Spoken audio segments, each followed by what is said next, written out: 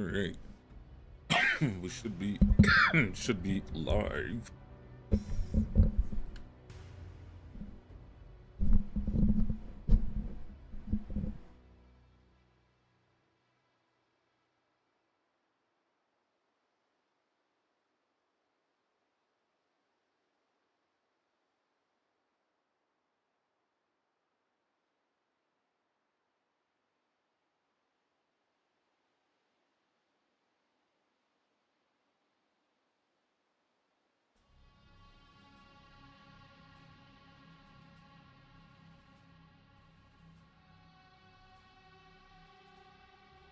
Testing. 1, 2, 3. Okay. High Spring. You do. Gambling on. Testing. Okay. Sprink. High Spring. Seems fine.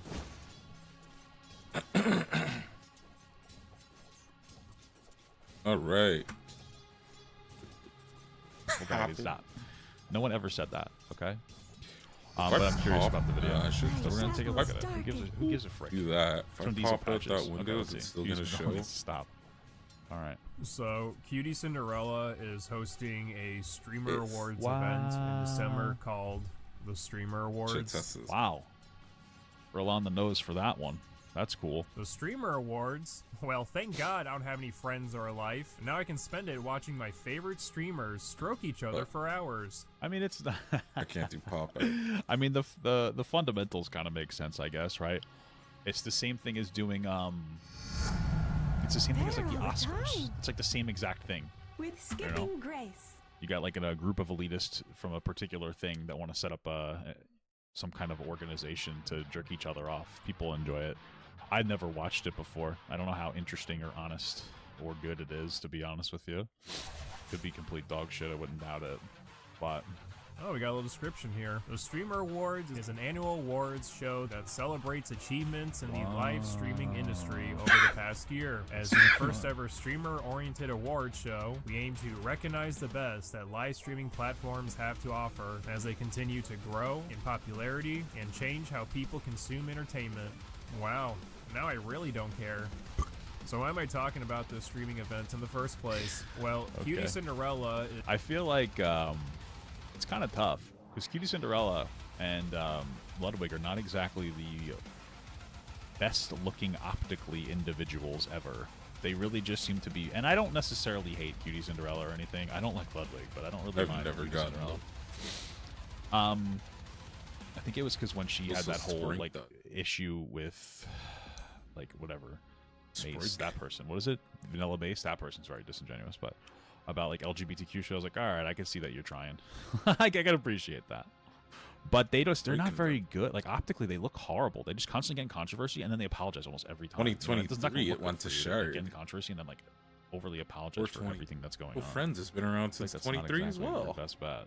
Is being called out because of the B-roll clips that were used when announcing streamers who were nominated. More specifically, for a streamer named Jason the Ween, who I feel like she's talked about how her and Jason the Ween are like really good friends, right? And like he helped her through stuff. I just looked up her and Jason the Ween on Twitter, and then this is just, I don't know, this looks like I just want to watch this. Last night, when Jason thanked me, wow, it touched me more it says 31-year-old Cutie Cinderella breaks down in tears while praising Jason the Ween's recent accomplishments. than any of you can even imagine. Oh, I love the music. Watching him work so hard and achieve what Turn he that has, out for you. I couldn't be more proud. That's beautiful. Skipping this segment, Why is she bro. mommying this guy? How? Jason, She got a little you deserve crush. all the success that's coming your way. She see a little young thing come along and she want to scoop it up for herself. And she actually breaking down in tears. This is highly, highly, highly performative. I don't believe this for a fucking second, bro. Because quit it with the crocodile tears. You're crazy. Instantly, bro. Whatever she's gonna do next, like, I'm not feeling. That's kind of crazy. What the fuck did I just watch? Yeah, that was fucking chestnuts roasting on an open fire all over again.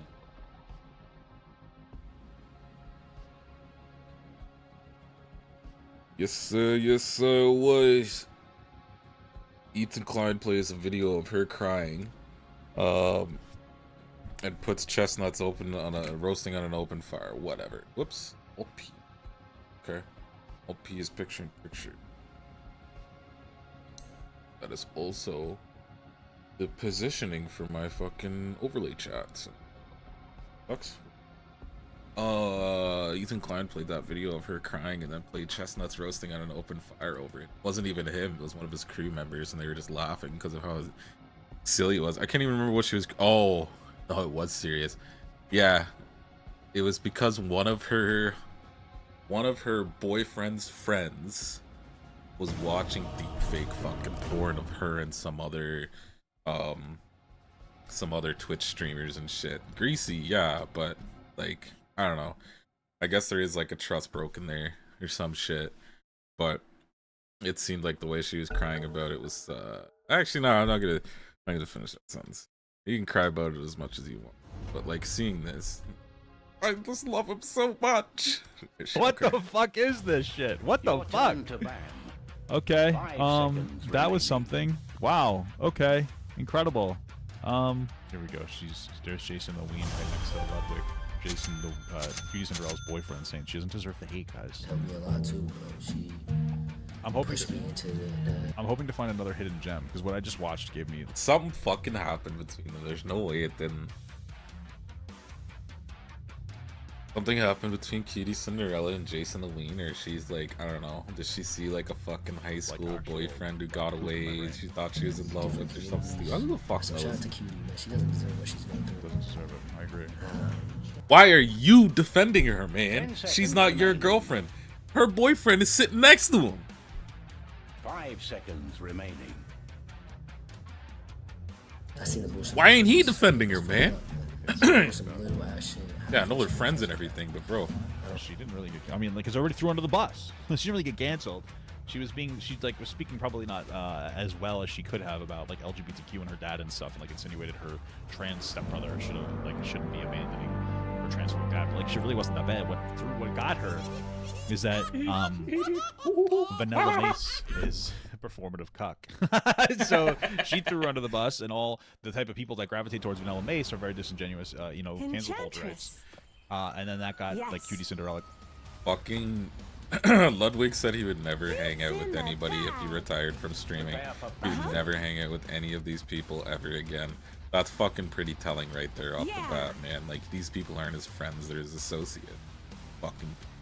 Yeah. Like, he was really sticking up for his son. Like, your business partner is tying your brand to Israel versus Palestine. Understand that? Like, 30 seconds to hunt to a fucking century-year-old holy war going on in the Middle East, and now you're a part of it, and you're some white boy from California. Like, what is this? How did you get your brand tied to this? It's fucking hilarious, man. Foraging. Enchanting. It's fucking tide hunters snooping around. I don't like this. Where may I go? I don't like this one bit. I'm taking this. You ain't taking this. Fine. You don't get nothing. You came up here for no good reason. I'll run you down. Yeah, Ludwig ties his entire brand to a literal fight in the Middle East between... It's a holy war in the Middle East. So, congratulations, idiot. That's your brand It's now. a hop, skip, and a jump. I see him as an anti-Semite. Basically, anybody who goes against Ethan Here I Klein come. has, like, all their gripes. He does, like... I don't even really... Actually, you know what? I don't even give a fuck. I'm not even a fan of Ethan Klein. I just think it's all funny that they're trying to fuck with this guy who has millions of dollars just because he's Jewish. The butt stops here. It's a hop, skip, and a jump. He said things in the past. Alright, well, do you guys remember Gambling iDubbbz? on. Because he said things in the past too. For some reason, people want to think that Ethan Klein hasn't changed, but iDubbbz has, even though Ethan Klein has actually gone to therapy because he can afford it. Enchanting.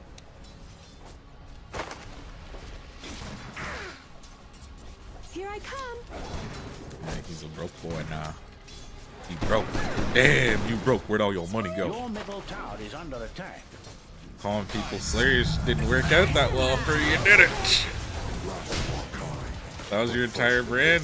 bullying people and calling them slurs, wasn't it? Where'd all your money go, man? What, your audience didn't stay? What? Foraging.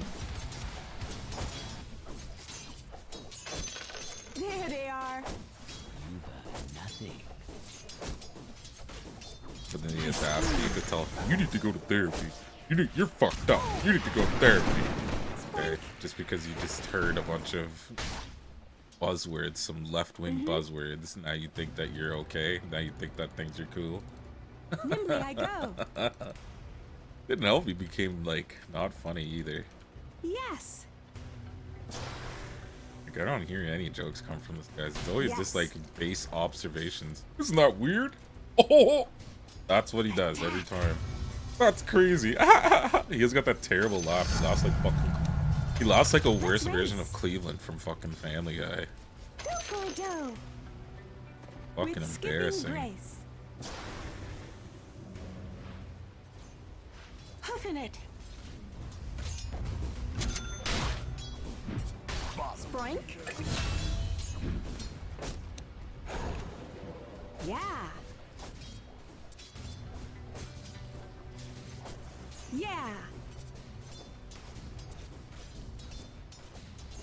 Uh-huh. With skipping grace. Foraging. Fuck. Can't get any lessons, man. I suck. Buckle down. Dick. See you trying to deny that, you Prancing fucker. on.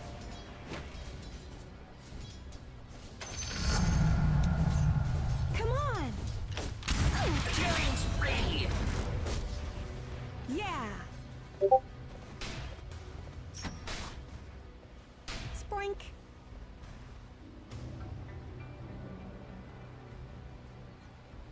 Gambling on. It's a hop, skip, and a jump. Yes. Where are you going? Nimbly I go. Holy shit. Come on, hoofing it. Okay. Uh-huh. You got, well, he can have the farm. You know what? He can just take the farm. Sproink. New tracks to follow. Let's race. Yes. After him. Enchanting. Sproink. Dominating. Wait up. I'll trample you. You ain't going nowhere. What? Oh my god. Oh, thank goodness. Oh, that wasn't her. Fuck. The skin of their teeth, man. Shit. Here I come. Yeah. Hightailing it. Nimbly I go. Foraging. We rely not upon fortune. On the wild track. Skip ahead.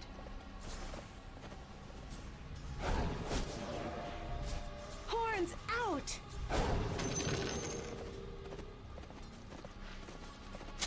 This is fun. Okay. Hoofing it. Something wicked at your middle tower. Sproink. Dire has secured their structures. Enchanting. Your middle tower is not doing well. Yes. Your middle tower has fallen. Prancing on. hop, skip, and a jump.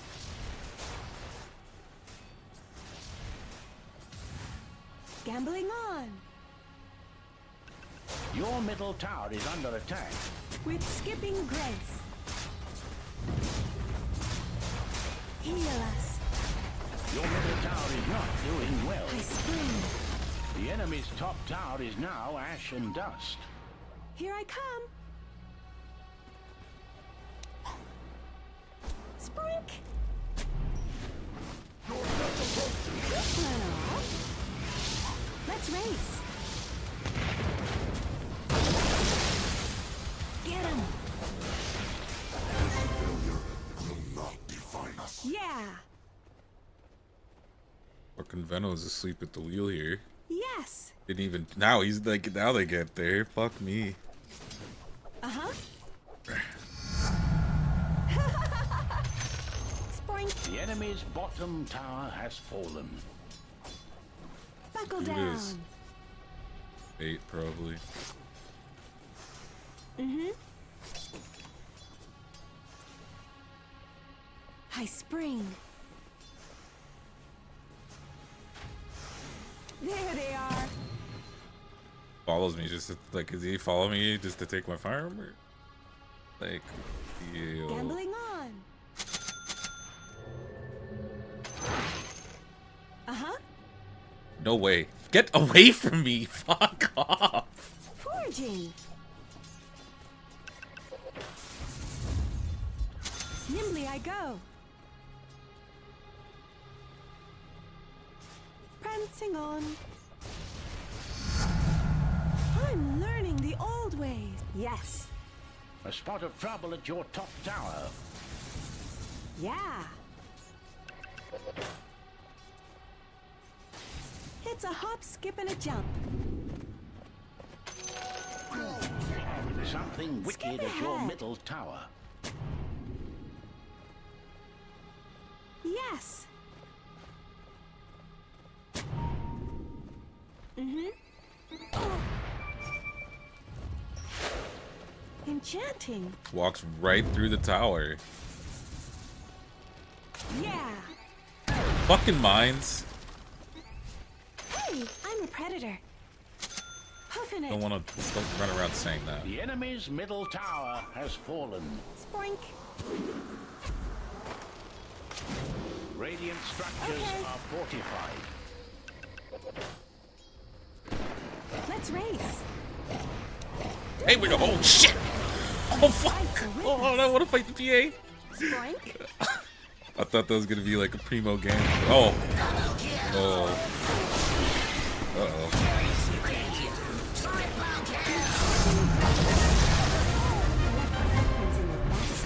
Fuck. Fuck. He's not with us. Jug, of course. Yeah. We get killed by fucking bombs. Shut the fuck up. Your top tower is under attack. Need wards? You need a fucking brain, buddy.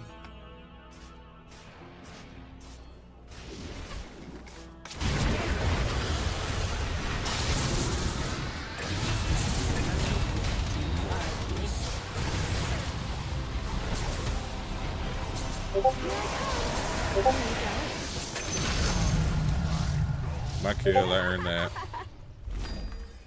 Didn't really sprink. Spoink. Here I come.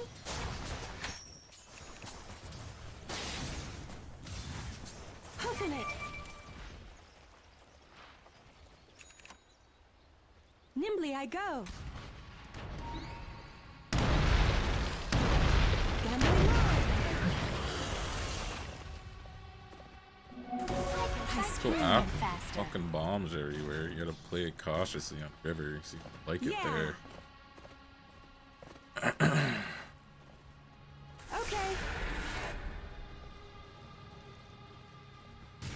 Yes.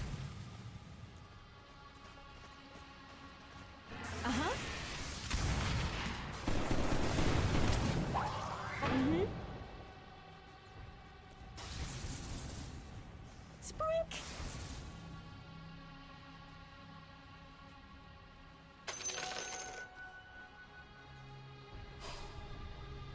something wicked at your middle tower. Sproink. Got hit with that. That's what happened. Prancing on. That's what happened. You know, Yeah. she taught me a lot of shit. Why is this guy doing like fucking aura farms? But yeah, Enchanting. Wow, this is so cringe. damn. Shout out Mine. to What the fuck was dude? What is happening? What is this space of people? What is this? What is up with this It's a stuff? hop, skip, and a jump. Jason Alene saved Houston Girl from somebody trying to use her to promote her. Did she groom him? I'm just kidding. Skipping grace. Wait, why? Crypto promo. Oh, crypto. No. Oh, okay, my bad. It's not a crypto. We don't have a crypto. Or the gambling. Oh, okay. Oh, got it. I'm PG. You got sponsors. Hey, thanks for letting me know. Yeah. Just me. No, I don't want it either. This is kind of like wine mom. There's a dynamic here that's like wine mom and her son's best friend. You know what does that make sense to you? Oh, really? I thought you did. I thought he was gonna have all this. What the fuck? This is so strange. I feel like I'm diving into a rabbit hole of this awkward relationship that she has. It's not like predatory. I'm not trying to insinuate that, but it's just so weird. Hugh Cinderella has a wholesome moment on stream and she talks about Jason the Ween and all that he's done. We're skipping grace. I'm very proud of him. Do something! Oh my god. Where, like I said, and I think Jason gets me credit. I was thinking about this last night. Wanna do this, big guy? I paused and I thought about it last night. It's fair.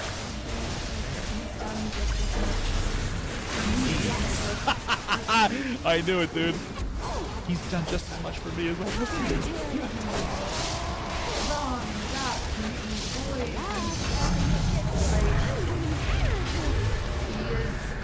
Brought me more joy than just him. Good lord. Dude, this is is she your boyfriend next to her? No, she's by herself, dude. It's okay. At the very least, she's not fucking bubble peeking to you, dude. But this is brutal. Like, What he does. they're sleeping together. I feel like within the next year, she's gonna have an affair with Jason the Wiener. There's no way they're not and then already somehow sleeping he's gonna together. fuckboy her. You know what I mean? He's gonna play her. Like she's somehow gonna be the victim. You know, and I say victim. She's gonna be like, "What the hell? I was gonna leave Ludwig for you." And he's like, "Nah, shorty. Alright, I'm hip. I understand words." That's the vibe I get here. Healing power. Yes. Oh. That's so beautiful. Thank you, Cutie Cinderella. You're so nice. Cutie Cinderella made Jason's birthday cake yesterday. I'm sorry this is taking a weird turn. But, like, I am like fascinated by this strange relationship.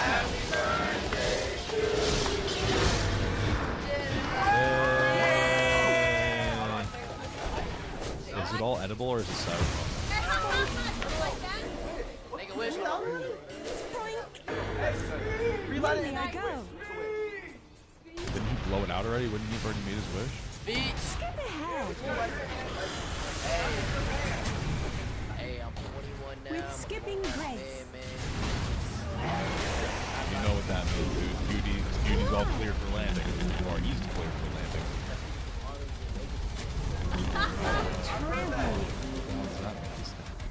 I don't know anything about his life, but he reads this. Dominating. Okay, whatever. I really Got that bitch. Yeah. Where you running? Why are you running? I swear, when I picked this up, I felt the fucking handles. Oh, there's Ludwig. He's cucked in the corner, dude. We got the iDubbbz treatment for Ludwig. Yeah, I love y'all, chat. I'm make my wish now, homie. All right. I wish I could say the N word. That's what he wished for, because he's speaking like somebody that would want to say that. Thank you, cutie. Actually. Thank you, cutie. Actually, this is so strange. Their relationship is so strange. You did Jason dirty on the edit. Okay. All right, let's go back to the video. Enough is enough. Who was upset about clips that were used for his nomination introduction because those clips included his ex-girlfriend. Oh, Jesus. I mean, that's... Cutie probably should have known not to do that. It's a little weird. Usually when people move on from their ex, it's not necessarily the most happy relationship. I don't know. Well, not always, but I just feel like Boom, it's we're strange. Why back. do Let's that? get back to it. It's over. Give me something. I'm getting better at this. You weren't so damn dead. Are you Enchanting. dead, actually? And you know he pre-watched. This is a pre-watch reaction, just so you know. He's pre-watch reaction Nimbly I go. right now. Cutie, I got a whole girlfriend. Are you dead? Oh, no. Cutie Cinderella Shit. shows him all of that. Get it, get it, get it, get it. You have a girlfriend. You're not supposed to have one. Oh, really? Let's Gambling off. There you go. Damn. Hey, shout out to Joe Bartolozzi for being that guy. You know, I guess. I don't know. I like Joe. He's cool.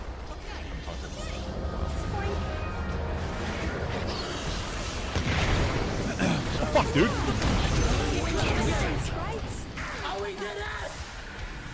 Go! My girlfriend is watching. This led to Damn, he's trying to break her up from the girlfriend, dude. That's what it is. Oh fuck. What are you doing? That was pretty Okay. bad. Like if you're supposedly like friends.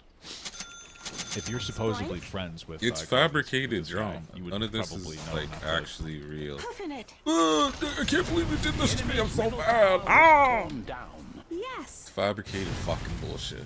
This is kayfabe. Prancing on.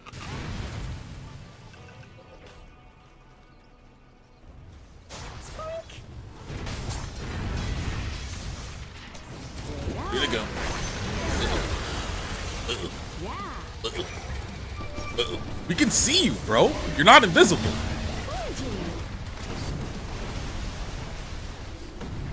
Really trying to hit me? Get that shit out of here. I spring. I'm way back. I kept running too.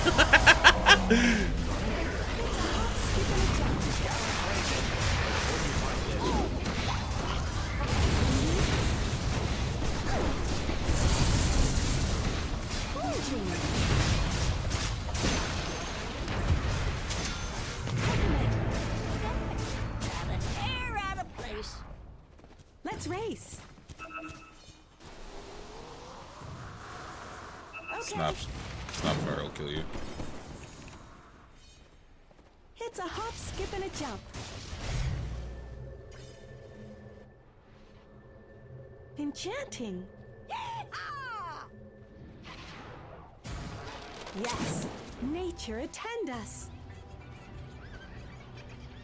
Skip ahead. Uh-huh.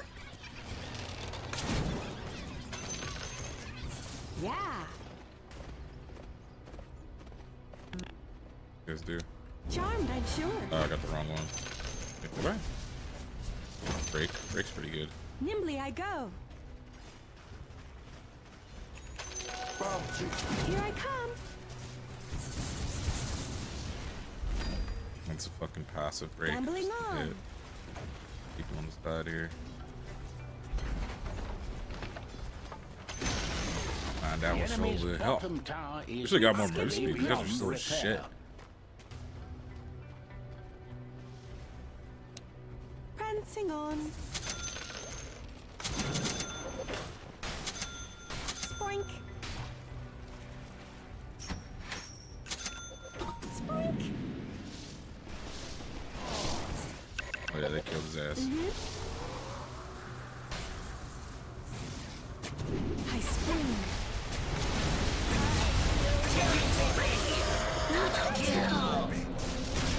Spoink. Big shit on that one, huh? Yeah. How enchanting. Yes. Gambling on. Enchanting. Buckle down. He dead? Oh, okay. That was okay. Yes. I thought my guy got killed immediately. He's getting 8. Spoink. Your enemy's bottom tower was destroyed. Jakiro double killed somebody? Who else did they kill? Wait, what? The enemy's They bottom got fucking barracks are now P8? Come here, son of a bitch. Your enemy's middle tower is gone. Here I come. You've annihilated Let's the race. enemy's top barracks. The enemy's Bomb middle trees. barracks have fallen. The enemy's You'll top clear it out. barracks have fallen. Now you have some mega breaches. Yeah.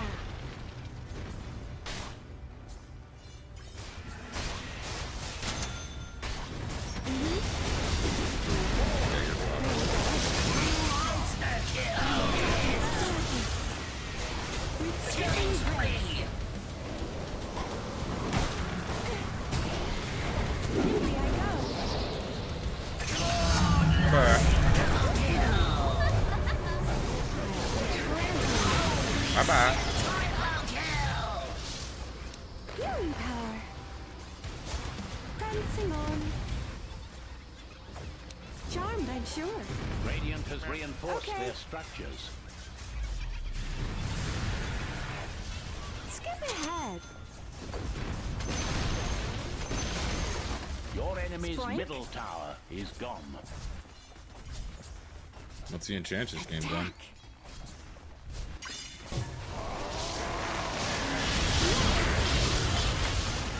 This story turned out to have a die. She's giving up. But flipping. There's got to be other highlights he's got going on than his ex-girlfriend when he already has a girlfriend.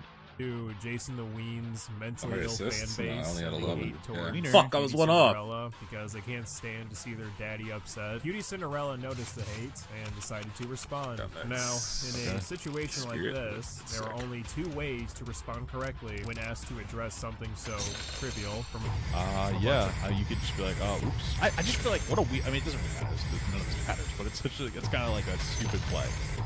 That seemed optically like the dumbest idea you could possibly engage in. Unless the theory's right. She's trying to get with him, so she's trying to upset Jason the Ween's current girlfriend. Guys, is this conspiracy true? I don't know. the parasocial losers. Your choices are to either say nothing or make fun of the people complaining. But how does Cutie Cinderella decide? Or you'd be like, oh yeah, my bad. Probably not a good group of people to use. Probably not the best clip to use. My bust. That's what you could say. You know, my bust. You know what I'm saying? To address the criticism? Oh wow. You know, I originally thought That makes sense. It makes sense for her to cry, I guess. First, why would she cry? I was missing context when reviewing this topic because there is no way people would actually be upset about the inclusion of an ex-girlfriend with some random streamer event nomination card. Well, no, I think some people would be like, "Oh, that's stupid." Like, I get that. I understand why people are like annoyed. I mean, this is like literally nothing burger drama, but like, I guess why people would be people would be annoyed by this. It makes perfect sense to me. Like, like, why choose that of all the clips that you have? Why would you choose that one? It just seems stupid. It seemed like it was always going to be a bad idea. And there's no way you'd be crying over something so fucking stupid, right? Like, oh my god, I'm not getting fucking hate threads on fucking Jason's community posts. That's like, his Twitter com shitting on me, like, Jesus Christ. Why are you explaining to us rather than talk to Jason? I have talked to Jason! Jason's not the one that's mad! It's you fucking freaks that are mad! Oh, wasn't he being silly? Now you're calling them freaks too? Your turn to ban. Jesus Holy. 5 seconds Like, remaining. genuinely. God, I'm doing my fucking best over here! And the store didn't even have Cheerios! Jesus. No, someone stole them. Fuck. Ew, cocksnot? We're gonna do our real job. Why is she Troll so, it like, why is is. she fucking crying on stream? You'd think that somebody who's been like in like 1,000 controversies would be like, all right, I don't need to be that fucking worked up over this. Why is this like such a big thing to her to be fucking worked up over? It doesn't really make any sense to me. Which is play fucking video games for a living. Because the one I'm getting all the shit for isn't even my fucking job. God.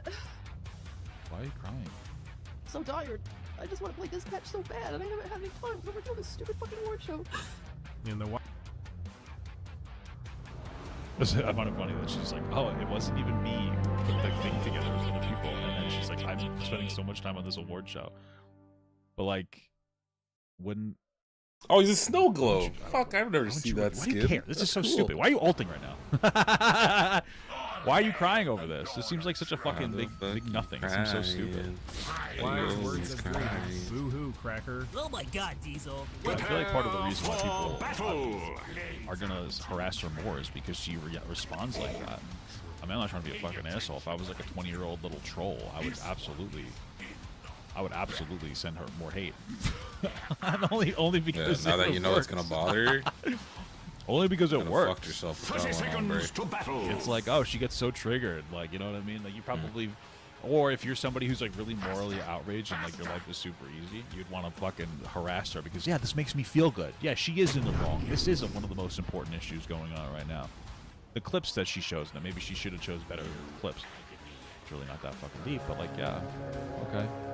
Cool, you know? What's wrong with you? Your reaction when witnessing a fair maiden weep with sorrow is to jest. What she needs is a gentle knight to confront her. Oh, yeah. One that understands her emotional turmoil. While it is possible that Q-Tip is reacting to first blood. stress and running past events, apparently she was already crying tears of joy for her friends in the same stream before lashing out. So I don't care. I'm on empathy fatigue, dude. How many different reasons are you gonna cry over this? You're fucking 31 years old. I'm 31 and I'm doing a job. It's so stressful. Oh, it's so funny, dude. it is also possible she might have already been emotionally charged. Even if any of this were true, do you think this is... Maybe she's upset because I think aren't Aiden and is that a Maelstrom? About setting something up that would be competing to this, and so now we get the side of like the extremes. I don't think we get the like the annoying, what do they call it, the Poggers community that tries to be squeaky clean good people, and then we get the literal you know, but then look who they're fucking friends with. People who support like actual terrorists. The people who think Trump's crazy think it's funny that Nick Fuentes hates Jewish people. That's what they are. Even as people laugh with Nick Fuentes. Obviously, these people are the scum of the earth. But people like Cutie Cinderella, the opposing force will say, looks so incredibly weak that people are like, oh, this is cringe. I'd rather do the other one. So she's got a real problem on her hands here, and that is that maybe she's just not cut out for doing an award show because she looks just so sad. This just looks so sad. Not in like the but in like the not the but the you know, it doesn't really resonate, especially since you're 31 years old. You know, people are gonna expect you to act like a fucking adult. You can't act like this. You can't fucking cry over shit like this. Like, you can't get away with that shit anymore. You know, shit happens. You cry sometimes, but, like, you're fucking crying over everything. Crying over spilt milk. What are you doing? Is healthy, choosing to respond to something that's incredibly meaningless, yet for some reason has enough weight to cause you to crash out. If something this minuscule is pushing you over the edge to this extent, then this business isn't for you. And I'm not gonna coddle this shit either, because here in the commentary community, we had a very similar experience with an individual named Jalen. Now, oh yeah, Jalen. Whatever happened to that individual? Much more extreme case, but fairly relevant to Cutie in terms of not being able to handle hate online. And well, that was a little different. Jalen was going around using the N-word a lot. I'd argue that Jalen probably, maybe, just a little bit dealt with it worse. You know what I'm saying, dude? Just like a little bit worse. Just a little bit worse. And reacting to that hate in such a way that only makes things worse. You need thick skin, whether the criticism is just or not. For Q-Tip, it's get called out for usually something that doesn't matter, bend the knee to a schizo live chat, cry, Ludwig tweets, stop being mean. Is that what he did? He tweeted about his girl? He defended his own girl? What does this say? The knee to a schizo live chat, cry, Ludwig... Every year I see firsthand how much effort and passion Cutie devotes to the streamer awards. Wow. And every year she gets shit from every corner of the internet that feels they deserve more. Wow. I know it's not possible to please everyone, but if you're like me and inspired by the work she puts in and thinks that she can better in space, don't be afraid to be more vocal about it. All right.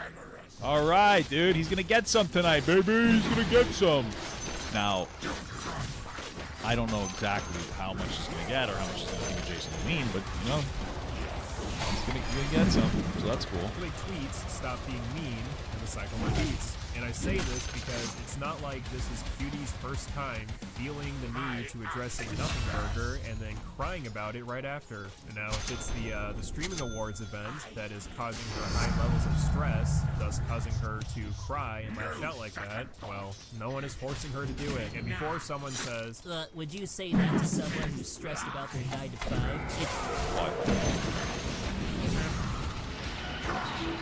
I mean, listen, they're probably. I don't really know how big the Streamer Awards is. Maybe she is stressed. I don't think I care. I don't think I have to care about like everything. I don't think that we have to be sympathetic about everything. You're running a fucking Streamer Award show. It's not that fucking deep, dude. You know what I mean? Like, okay, I get it. You're a little stressed out. Your middle tower is under attack. over your fucking, you know, your son's best friend being like sillily upset with you. You know, did we even watch the full clip of that? Did he show that? Look, Jason the Wiener said he'll take over for her since she's so stressed. All those things, listen. Oh my god, dude. Look lively now. He's moving Your in for the middle kill. tower is under attack. What are you, amateurs? Fuck.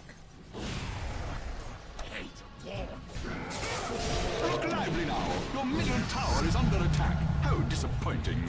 I'll do it. I can do it. I can burden the hate. I can burden the stress. I can do it. Oh my god. You think he's gonna offer her a shoulder to cry on? See, yeah. Oh yeah. Big time. Yeah. Gonna offer a fucking wiener to cry into. This actually might not be the worst idea optically because I have no idea who this guy your nose is. with my wiener. And blow your nose with my dick. That they want to pull in. I don't know that Cutie Cinderella. I don't even know who watches her. I don't get it. I don't really understand it. Like, what kind of people watch her? What is the point? Oh, let's host this shit. What are you doing? I can do it, yeah. No one, there's gonna be a day where she's like,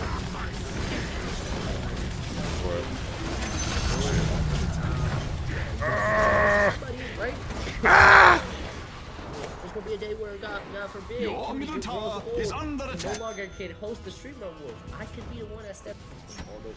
That's so beautiful. Thank you for your sacrifice, bro. Your middle tower has fallen.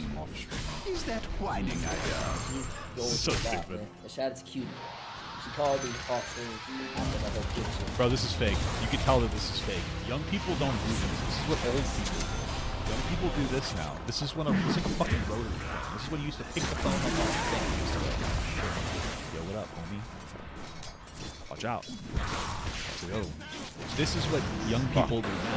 Fucking dead. This guy's exposed. This guy's exposed. Yeah, they backed off. Yeah, I'm sorry about that whole situation. My clip got, she didn't get the clip, obviously, bro. She's mad busy. I knew that too, but initially I was mad, bro. That was crazy. That was crazy. I told her it was crazy. But she told me, apologized. It was like, she didn't review the clips? yeah, the guy that got the clip, fired him. That's excessive. Your bottom tower has fallen. Looks like someone blew it. That kind of makes sense. They look similar. Vinny, they ordered 50 gifted. One of the Haas sisters. Faster, faster. She's deadly. All right, interesting. Oh wait, there's like a whole crying thing here. I want to watch the whole thing. You're so after, not just the breakdown of it. This is part of the working world, bud. well, as Q-Tip said, hosting the streamer event isn't even really her job, and if it was, she has the safety net of playing video games all day for income, or baking streams, and she makes a lot of money and opportunity. Why? I don't understand. I just don't understand. Like that's simply what I'm saying. Like I understand why some people watch certain people. I don't understand why people watch Q Cinderella, truthfully. 99% of the population does not have, so a 9 to 5 and Q-Tip situation isn't at all equivalent. Q-Tip has been online for that's what you 6 said, years now, and the concept of don't feed the trolls or don't feed the trolls. Sure, say dump on this group of people all day for shits and giggles, these chronically unlike losers. Maybe he's moving in. Maybe he's like, oh, she likes young guys. Where's that? Sexual force. Be clear. Dog whistling me. Maybe I have a shot. Maybe I have a little shot For here. these guys, we got one. Why would you go that way? Like they're all right. We're going for the whirling axe debuff. We overextended there. For some dumbass award ceremony. If this genuinely bothers you to the I mean, pretty close to getting this. The whole community is and thinking that these things matter. Point that you feel the need to complain to the fucking Your top tower is under attack. You need to go touch Radiant a structures waste of space Boy. there. Oh, Like, you guys can have it. I'm good. if Oh some my god. social Alright, I'm media dead. needs to be public to start shouting, Did you hear that Queen Cinderella put Jason the Weenjack's girlfriend in her streaming event nomination B-roll? Miss! No! That would be the humane. Oh, I was hoping it'd miss. Top tower is under attack. That's fucked up, dude. Thank God it wasn't Ms. Kip who saw Cutie Cinderella crying, because it might have gotten him bricked up. Damn. Let's see what we got Your here. middle tower Just wanna is watch her under cry. attack. For content, of course. You're so fucking But in a good, in a investigating way. mad about one clip. You know what? Maybe he shouldn't have got a fucking nomination then. Why don't support my fucking show then? Don't vote for him. Like I don't. We're doing our best over here. We're Whoa, genuinely You're saying you shouldn't have given a nomination? What the hell? doing our best. We are doing our best. Wow. Why are you so worked up over this? You're like, sorry guys, that was bad offense. You guys are so fucking mad. Just like I had a team working for the last 24 hours straight, getting these clips, and one clip was bad. One clip was bad. Why were you having them work for 24? I feel like this is something that, if isn't this sort of like streamer awards? You didn't do any planning? I don't believe what you're saying, by the way. Like this, you're just making it worse, over-explaining. We worked for an entire 24 hours. Okay. Sounds like it wasn't a lot of work. It sounds like they spent the day to put the clips together, which is fine. I don't really give a fuck. But it's just like you're acting like this is the most fucking difficult thing in the goddamn world. You got some clips prepared. Not that fucking deep. Bad. One. Okay. Because my whole team of clippers who had 24 hours to grab the clips did not know what all of Jason's relationships were in the past. Like I can't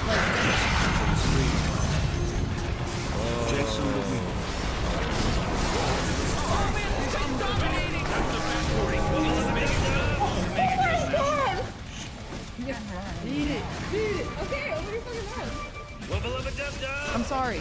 I can't have an expert from every community coming to me the clips because then you guys would know the nomination. Like, Spell the end of your bottom tower. not getting fucking hate threads on fucking Jason's community posts. That's like his Twitter com shitting on like Top tower Jesus is under Christ. attack. I know, I can't crash out, but it's just like really? I don't mean to be a Really? downer, but your Why are you top explaining to tower us rather has than talking to fallen. Jason? I have talked to Jason! Whoa.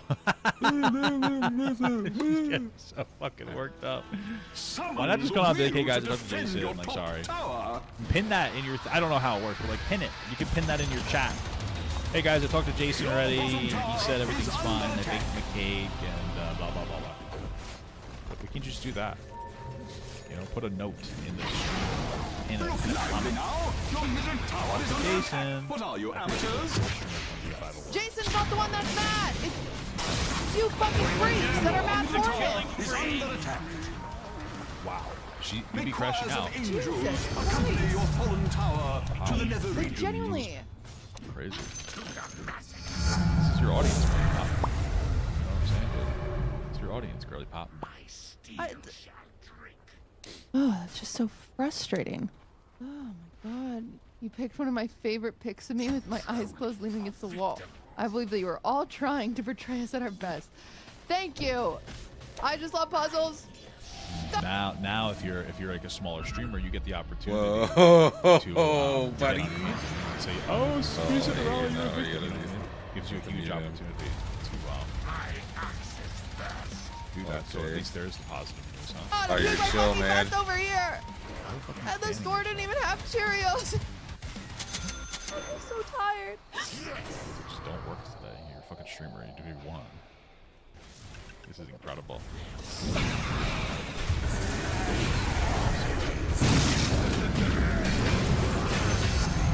Squad shut up for him. At least Miz gets more together. Actually, it's incredible. Hey, hit the lunk alarm, dude. I will see your insides. There are no innocents. Okay. She's really crying over this. Now, She's fucking distraught. we're gonna do our real job. Your real job? I thought you were a streamer. Oh, that's the real one. Which is playing fucking video games for a living. Hell yeah, dude. Because the one I'm getting off the ship for isn't even my fucking job. Well, it kind of is. I mean, I feel like he's gonna Kill me! Fuck! Oh my god! Dick! He's from Boston because he's wicked sick. I didn't even get the leader kill. Is that kind of the point of doing that? Oh yeah, get him! Because I feel like, you know, if I was her age, and all I did was say business living, I might feel like sometimes I feel like that over stuff we do, I guess. But then also we talk about like I just talk about more stuff sometimes. It makes me feel a little bit better, you know what I mean? So I can appreciate that much. That's how I handle that issue, personally. But I feel like you just playing video games, like that's cool. Your bottom tower is my job. Isn't that something you want to be known for? That's like your legacy. Sounds like she doesn't have passion in this brand that she's like, produced.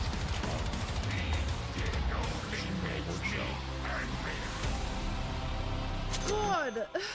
Goodness, this is So tired. I just want to play Dispatch so bad, and I haven't had any time because I'm working on this stupid fucking award show. You and I have to work a job?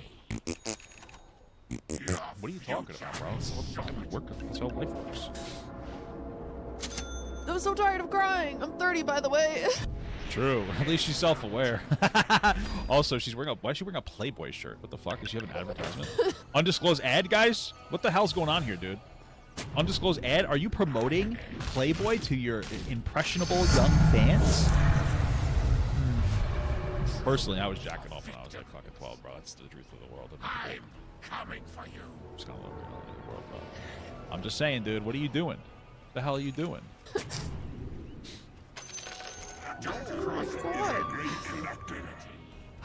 Whoa, that's not Thanks cool. for the raid. I'm sorry. It's so embarrassing.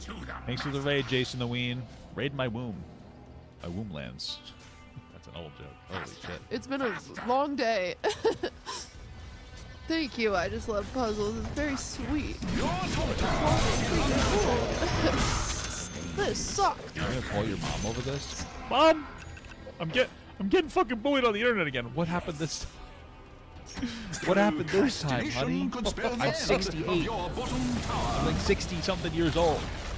Okay, what happened? Oh, I used a clip for a guy. Oh, the guy you've been flirting with? Because the mom knows. Oh, the guy that you've been flirting with that you talked about? So much affection. Yeah. Mom, you said those talking about that. No! Why is he bullying me?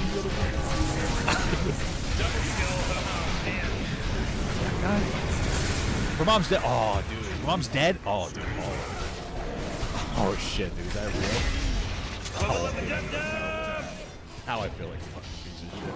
Holy fuck. Holy shit. Is her mom really dead? Are you guys trolling me? Oh my god.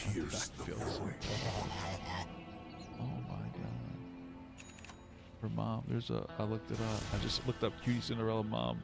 And this is wholesome. The team wiped again. Oh my god. Fuck. Your bottom tower is under That axe level the farm was held. It was good. This is terrible. If you wish We're good. to relive We're it for your two. bottom We're tower, two. your bottom barracks Like almost too much. Sometimes you call you roll your eyes. bottom barracks have I'm fallen. fine. Like, and then to go for someone like that, there all the time, like they're pretending and silence. Oh, it's surreal. Sometimes you don't notice if the music is on, right? And so it's just like it's quiet all of a sudden. Where Well, you don't have that person checking in, or you don't have that person that cares. So true, Glenn. I'm so sorry. I'm Look lively now. Your middle tower is under attack. What are you, amateurs? I hate everything. I'm just gonna play video games.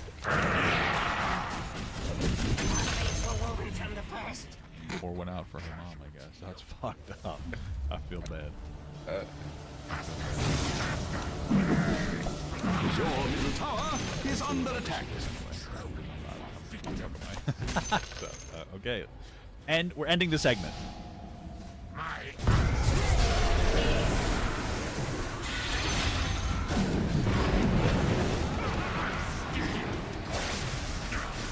You have fucking Shadow Blade too? Your top tower is under attack. What a comeback. These guys are just throwing their lives away now.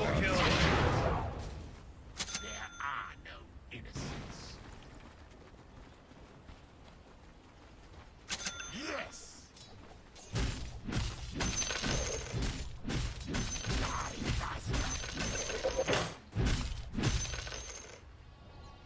Dire's structures are fortified against all comers. Don't cross my path.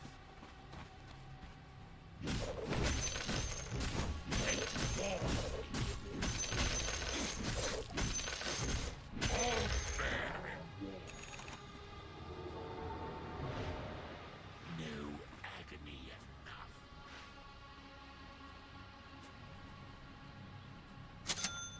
I will.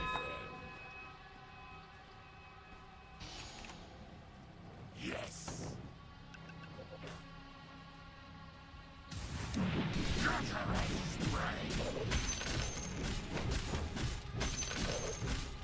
Attack! Trolling for victims. There are no innocents. Your top tower is under attack. I hate to say it, but your top tower has fallen.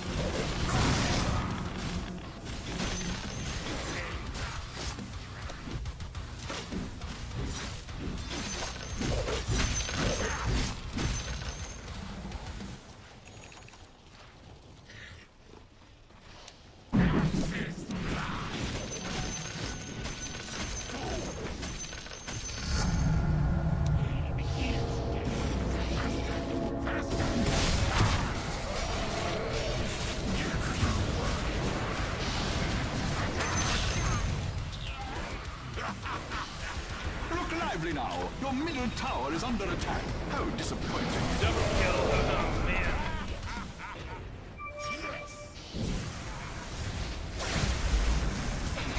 Look lively now.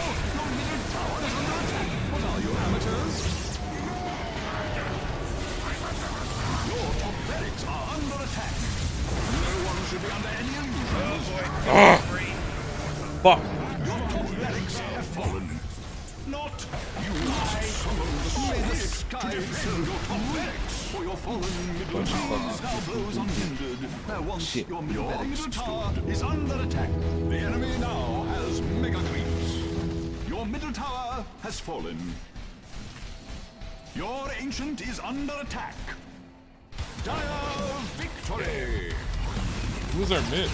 Oh, it was fucking Night Stalker. Defeated!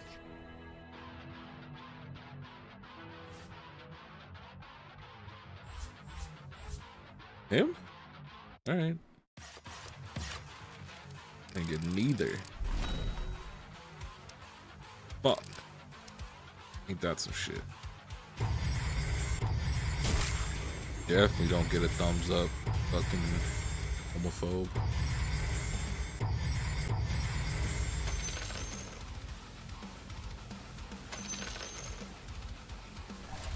Alright, on to the next one. Shit. Mind Freak. A rivalry over who the best magician was turned into an all-out obsession when Chris Angel realized he was living in the shadow of David Blaine.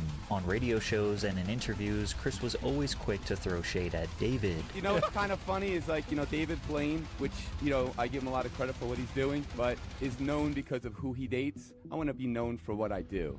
Oh. Chris even dedicated an entire television segment to mocking Blaine, using a full hair and makeup team to transform himself into his arch nemesis to sell the joke. Years of tension kept building until Chris finally decided to confront David face to face backstage, and Blaine's response was more brutal than anything Chris Angel could have imagined. David Blaine had a vision for magic that nobody else did at the time. Most magicians relied heavily on visual spectacles, big sets, elaborate props, flashy costumes, and exaggerated theatrics designed to to overwhelm the audience. David did the opposite. He wore plain clothes, was emotionless in the face, and gave small, focused crowds of people magic on the street for free. Stephen Chow, a former Fox executive who was chosen to produce Mr. Blaine's special, put it this way: "He's the only magician I've seen who wasn't a geek. Blaine's approach made every trick feel personal and more real. It wasn't happening on a stage far away, it was happening right in front of your face." He famously said in 1997, "The reason for magic is to enlighten people or make them happy, or let them forget their problems for 2 minutes." David's style and his mindset were authentically humble, and it made him stand out. He walked around New York City filming himself performing tricks for regular people and tried to pitch it to television networks. ABC executives decided to take a chance on him, and it paid off. David Blaine's street magic was packed with tricks and illusions, like when Blaine twisted his hand around several times in front of a licensed doctor outside a local hospital.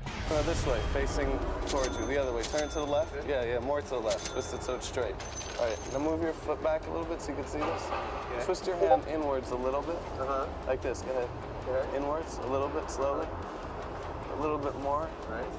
Here's where it starts to get painful. With your left hand, can you grab my right hand? My fingers? Yeah. My left hand? Yeah, grab my fingers and twist them a little bit more. Okay. Yeah. Keep going. Keep going. Ow. Keep going. A little bit more. Yeah, keep going. Ow. No. No, keep going. Keep pushing. Keep going. Yeah. I want to keep going. Keep going. No, keep going. Keep going. Okay, no, I can't do this video, bro. That sounds kind of crazy. Inspirational lifestyles that young, impressionable people want to gravitate to. And if you have one to show off, it can increase your power tenfold, as those who wish to possess what you have will flock to find out how to get it for themselves. If there's anyone this applied to in the early social media era, it's Dan Bilzerian. By showing off a lifestyle of guns, girls, and general hedonism, Bilzerian became the self-proclaimed king of Instagram and wound up promoting his decadent lifestyle on some of the internet's biggest platforms. If you asked a 16-year-old kid, "Hey man, if you had fucking $100 million, what would you do?" "Oh dude, I just have bitches around me all the time. I'd be jet skiing, I'd be driving around Ferraris and private jets." You're living like a life that doesn't even seem real. Does it seem real to you? Now it seems normal, as crazy as that sounds. I've been doing it for a while, but that's actually kind of exactly what I did. And for a long time, it probably felt like the good times would last forever, but it would eventually come to light that things perhaps wasn't as real as it was believed to be. And since the cracks initially began to show, things have only gotten increasingly worse, to the point that he's now on the brink of ruins. It's your boy Luesta, and this is how Dan Bilzerian wrecked his own reputation. But to fully comprehend how things got destroyed, you need to first know how they were built. Dan wasn't always the muscle-bound, bearded playboy that you see today. Instead, he was a rich kid from Florida. This was on account of his father Paul Bilzerian's extensive work on the New York Stock Exchange. In the 80s, he was supposed to be a wizard when it came to business. Along who was meant to salvage You've just achieved first blood. Thanks and have fun. Actually doing something known as stock market.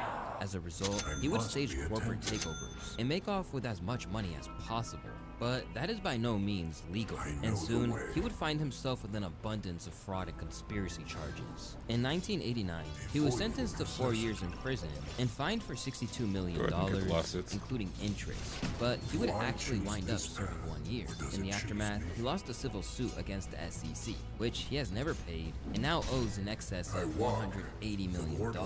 But to begin with, neither he nor his family ever imagined that it was going to happen. To give this context, really successful businessman, and then the newspaper headlines are, and I think this is like the late 80s, he's indicted for like tax and securities fraud. Yeah, I don't know all the charges. It was like, some 13D violations, stock parking. It was like him and Michael Milken, and they were like the guys that were being made an example of. And it was a time where a lot of these companies were undervalued. So the whole thing was there was a big push to, crack down on this stuff. And he got busted, Michael Milken got busted, and there were some other people. And the government, I think they made it was like a $62 million judgment against him, something like that. So how did you find out he was going to jail? We were driving to school, and he just, on the way to school, like he never drove me to school, so I was like, oh, that's kind of odd. And He just, yeah, I'm gonna be going away. And I was like, well, what do you mean? He's like, oh, well, you know, we didn't get this appeal. And the whole time he'd been telling me like, you know, oh, you know, I'm not going to jail because, you know, in the newspapers, the kids were asking me, so I'd ask him, and he's like, oh, no, definitely not. He was always like this crazy, like, eternal optimist. Positive thinking didn't save him from the pen, with Dan later reflecting on seeing his dad go to prison as traumatizing. And as time went by, this experience clearly had a profound effect on how he sees the world. Imagine Dan as a kid, living among the rich, but having everyone know that his dad was a cheat. You can see why the shtick is dedicated to trying to impress poor people who won't know any better. Although his father may have fallen on the wrong side of the law, this didn't prevent him from carrying out a trust fund for Dan and his brother Brian, which had $12 million in it by the time he was 17. With his life disrupted by everything that was going on, Dan was kicked out of school as a senior for a truly ridiculous decision. Explain what led to you getting thrown in jail your senior year. Well, a machine gun and a shotgun in my vehicle on school grounds would be probably what led to that. Well, like, what are you thinking going into that? No, you can call me an idiot. After winding up and being arrested amid all of that, Bilzerian joined the military, but he would be medically discharged after breaking both legs. Most people would take this as a clear sign that the military service might not be for them, but not Dan. And instead, he tried to become a Navy SEAL. Everybody thought that I was so crazy. I remember going in and like commanding officer was like, is there? And he goes, you're supposed to be medically discharged from the military here soon, and you want me to approve a request for you to go into SEAL training. I said, yes, sir. If you realize that we are going to be paying you disability and we're saying that you're disabled and you want me to approve a request for you to go to the hardest military training in the world. He goes, are you stupid? He goes, do we need to give you a psych discharge as well? He goes, what's the matter with you? But contrary to popular belief, he never made it out of SEAL training. And in fact, he was kicked out. I was 2 days before graduation, got rolled all the way back to the beginning, did the whole thing again, and then got kicked out. That actually, to me, is one of the things that does irritate me, is when people think that I like didn't serve 4 years. Like, I was in the military for 4 years. I served 4 years. I did 5 years. I finished the whole program twice. I went through Hell Week twice. I did all that stuff. And while, like, you know, I wasn't a Navy SEAL, and I'm not expecting people to like call me a Navy SEAL, it's just like, you know, when people say that like I didn't serve in the military, or that, you know, like I quit in SEAL training, or, you know what I mean, like any of that stuff, like that actually does me up. The second time I went through, I had already done it, you know, it's kind of like going through cocky, and I just figured, if I don't quit and I pass all my stuff, like they can't kick me out. But I didn't think they could like just drop you, you know. My OIC, the officer in charge of my class, I didn't really have a lot of respect for him. We kind of like butted heads, and so I probably like wasn't like the best team player in that class, and you know they gave me bad evals. I picked up on that. And when I got kicked out, I was so over the whole thing that, like, to me, in my mind, it's like, okay, I've like checked this box. Like I did SEAL training. I finished this, you know. So I'd climbed Mount Everest, you know, like I'd done what I came to do. While he attempted to act like it was his attitude that was the problem, the truth was that he was cut for a safety violation on the shooting range. The more he spoke about it, the more that SEAL veterans took issue with his attempts, what they saw as stolen glory. Douchebag Dan couldn't have been further from being a SEAL, yet he's the world's biggest wannabe/poser on the face of the earth, and loves playing dress up. Next stop for Dan was college, and this is where his love affair with poker began. And as the cash piled up, his issues with authority persisted. Since I was a little kid, I never want to listen to people's fucking shit. I think one of the best, most defining moments of my life was when I told my professor to go f himself when I left class. That was like maybe the highlight of my entire fucking life. Not fucking 10 models, not any of that shit, but telling him to get because I had made $400,000 that month playing poker, and I was not in the mood to hear his shit. And I fucking told him that. I said, motherfucker, I made more money last week than you make in the next 3 fucking years. So you talk to me with some respect. And we had it out, like, and I was fucking right. And the thing that he said to me, that really stuck out was, if you're so fucking rich, what are you doing in college? And you know what? I thought about it for like 6 seconds. I was like, you know what, dipshit? That's the first intelligent thing you've said all fucking semester. It's like, f you, I'm out of here. And I walked out, the whole class went crazy. And I never forget the ride home. I was so happy. After dropping out of the University of Florida, this is where Dan claims that his exorbitant reserves of cash that he'd soon plaster all over IG came from gambling, with Dan progressing from games in the frat house to taking on billionaires. I was the poor guy and he was the rich guy, and I had my foot on his throat the whole time. Like, I was the one blasting and firing and bluffing, and you know, like every time you bet $1 million, you could lose $1 million.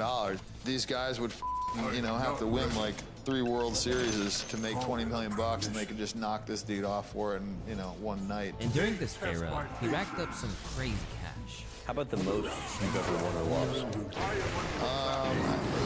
was like 12.8, but it was over a period of 3 games. We just kind of won. I won. Yeah, like I played, and then we just left the money on the table, and then played again, left the money on the table, and yeah, it was a pretty crazy one. I'll never forget it because I was sitting there and I was sitting with like over 18 million because I had bought it for some money. I was up to 12, but I had other money that I bought it, and I think I'd actually lost initially, so then I rebought. I just remember distinctly having $18 million in front of me, and we're playing no limit hold'em, and we're playing heads up, and the blinds were $10,000, $25,000. So it's, you know, a real big game. If you thought that was wild, they gave an even more astronomical figure to Joe Rogan and claimed that this is what enabled the perpetual party life to begin. I mean, I beat one guy for like 54 million, and then, you know, I beat another guy for like 10, and, you know, so there's like, you know, some pretty big. Christ. Yeah, like, you know what I'm saying? So there's like, there's some pretty big, you know, wins there, and I was single, and I was just like, you know what? I'm just kind of like whatever I wanted to do, I'm just gonna do it, you know, and I just did. But what his critics immediately found suspicious was that his rise to fame in 2011 coincided with his brother Brian finally being able to access their trust funds. Although, according to Dan, he didn't take it, then changed his story within an instant to claim that he only retrieved a little. I gave it all back. Yeah, I gave it to my brother. What? I don't know. I didn't need it, didn't want it, didn't care. How satisfying was it to you to, like, know you had the ability to do that? Oh, well, I don't really think about it. You know, it was like not a big deal. I don't know. I was like a weird person. I never wanted something from somebody without being able to kind of reciprocate, I guess. So yeah, my dad had like lost me some money on some deals. So I just, you know, like I took like a little bit from that and gave the rest away. And immediately, people didn't try that story out and sell it as fertilizer. As his IG account continued to rise to the point that he now has 30 million followers, Dan gained renown for his lavish lifestyle, with many of his advocates suggesting that he was completely on the level. Well, he's super honest. Right. You know, that's one of the reasons, and he's bulletproof in that regard. Like, you can't fuck with him. Like, you can't say, hey, look at you, you're just a playboy. He'd be like, yep. Yeah, I like girls. What else? You know, I'm nice. But in the years to come, it's fair to say that comes to that with age like milk and a radiator. From the outset, Dan fascinated people because of how he was living, even if that meant that he had 2 heart attacks at a frighteningly early age. You had 3 heart attacks? 2. 2? What caused that?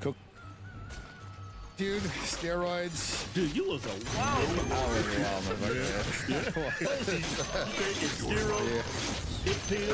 Yeah, Viagra too. Did I mention that? Yeah. Viagra, steroids, and then it was like I've been traveling too. I came from a ski trip, so I think like the altitude and the traveling, dehydration, with that, because dehydration will make your blood thicker. So will steroids. So it's like kind of like this perfect storm of whatever. In fact, I was in the waiting room for like 45 minutes. They didn't believe me that I was having a heart attack because I was so young. I was like 26 or 27. 26.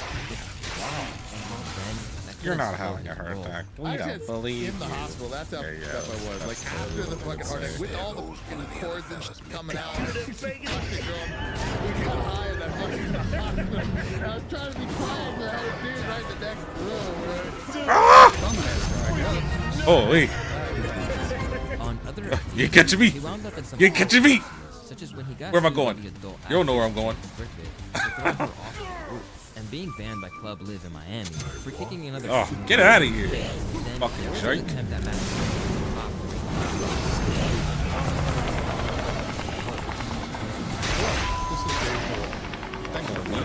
Ah! Oh my god! He almost stunned me with that. Dude, he needs to be fucking careful because what one does she have? He does. That could have killed me. Hey, the security's boning out. Or she does, whatever. Oh, is this when Dan Bazarian tried to LARP as like some fucking... Oh my god. Give me a gun, I'm gonna help Cash. And if that wasn't damning enough so footage, cringe. his decision to immediately go on Instagram Live didn't exactly help. So fucking crazy. Tried to go grab a gun, I'm fucking headed back. It's so crazy. Some kind of mass shooting, fucking guy had a heavy caliber weapon for sure. Saw a girl fucking get shot in the face right next to her, brains hanging out. Stupid. Brain, yeah. We got one of the guys headed back. So, headed home for all you people texting and calling. Fine. I've never seen such a spoiled rich kid try so hard. As for the woman, it turned out that he Ah! I'm dead. I'm dead. I'm dead. I'm dead. I'm dead. I'm dead. I'm fucking dead. I'm dead. Okay, well, I could've, if they chased that, I would have been done for.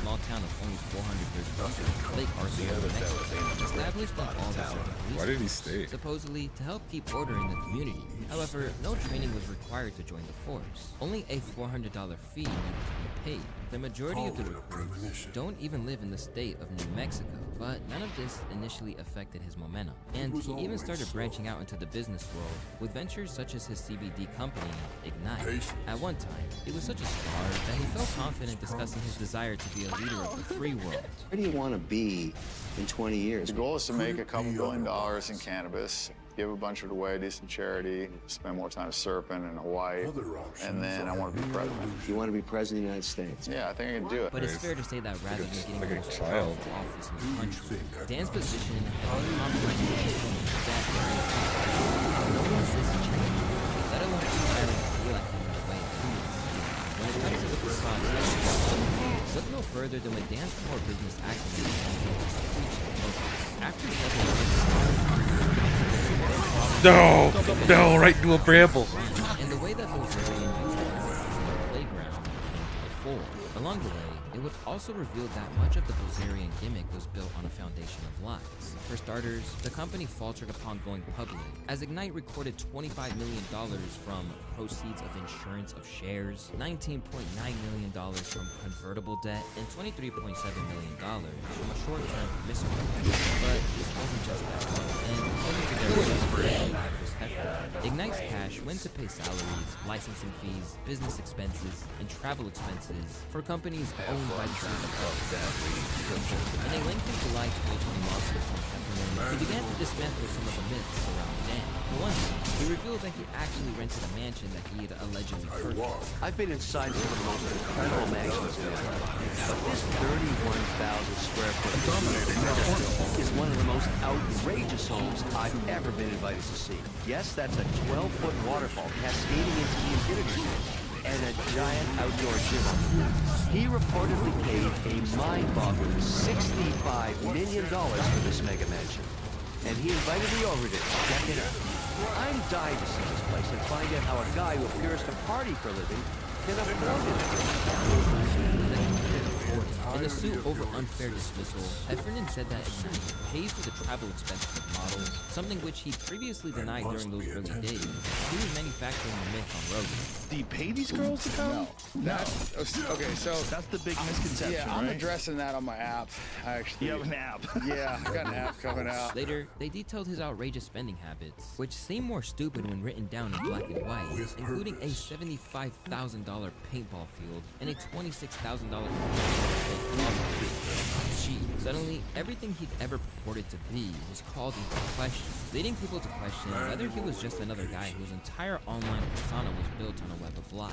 As for the business, the biggest problem to emerge from the Ignite finding is that it was speculated that it was run behind the scenes by his father, and over time, this would come back to bite him. To begin with, Dan would defend his decision-making. You were using the company as your personal piggy bank, and they flagged nearly $1 million of, expenses. So this was stuff like yacht rental, London trip, Star Wars set, bed frame, paintball field, vault. So a lot of the stuff that he named, I actually paid for. So the yacht, I mean, man, that was like branding. I mean, we had the goat skull front and center in a 300-foot yacht, and I think the yacht rental was like over $1 million, and I paid for, I want want to say 600-ish of it. I mean, the guy paid for 400. I mean, Fuck. you know, 300-foot yacht Stupid with 30 brambles. super hot chicks. It's like, you know, life aspirational stuff. And that was kind of the brand that I was building, was a lifestyle brand. So to me, it was like, man, that made a lot of noise. I think it's one of those things where I think also people don't really understand too much about business, and they look at it like, oh my God, this company lost $50 million in a year, and it's like, well, Uber lost $5 billion in a quarter. You know what I mean? Like, some companies lose money. Most companies lose money when they start. And in his view, it was actually beneficial to the company for him to display wealth because he was selling Dan Bilzerian was faking everything. I've been doing this for 10 years. Like, I was famous for being rich like 8 years before Ignite started. You know what I'm saying? So it's like, I think like the narrative, you know, the clickbait that they were running was more irritating than anything, just because it was all bull. You know, it was like, oh, Dan Bilzerian's fleeing the country, he's bankrupt. There was a decent amount of people that actually believed it, which was kind of, I mean, I guess it makes sense. You know, people are, you know, programmed because they see it in the news and it's like, oh, this must be true. Did it make you depressed? I don't know how much of it was like writing the book and that and being, you know, locked in the house. You know, I mean, writing a book is not an easy thing, you know? But even if he was intent on saying this was essentially a big deal over nothing, the damage was done to his rep as a self-made playboy meant that it was now easy for him to be dismissed by everyone. And when people had the chance to tear him down, they did so with glee.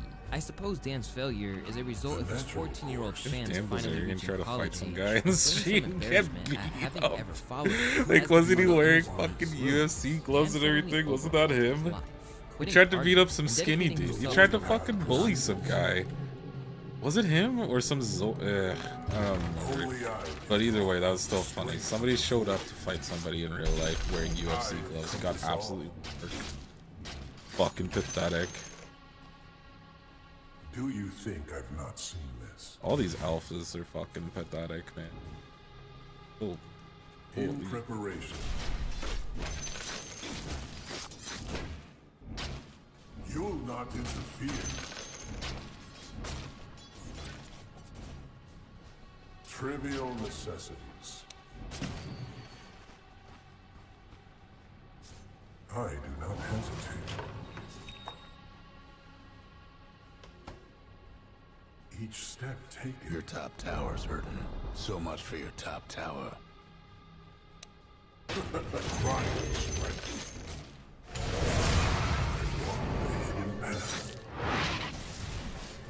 Try to attack him by himself. I feel more myself.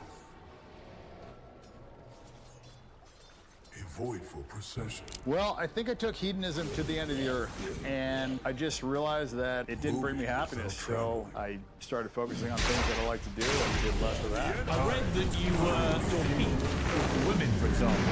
If you only slept with 2 women a day, you thought that was a disappointing off day, and now you're down to just 1 woman. That's a pretty dramatic shift in your lifestyle. Yeah, I mean, it was up to 9 in one day at one point. It was just, you know, it was a lot. I think a lot of that is probably fueled by insecurity from high school, not getting as many women as I wanted. Like I said, I just kind of took the pleasure. Killing spree. Double kill. Double kill. Impossible kill.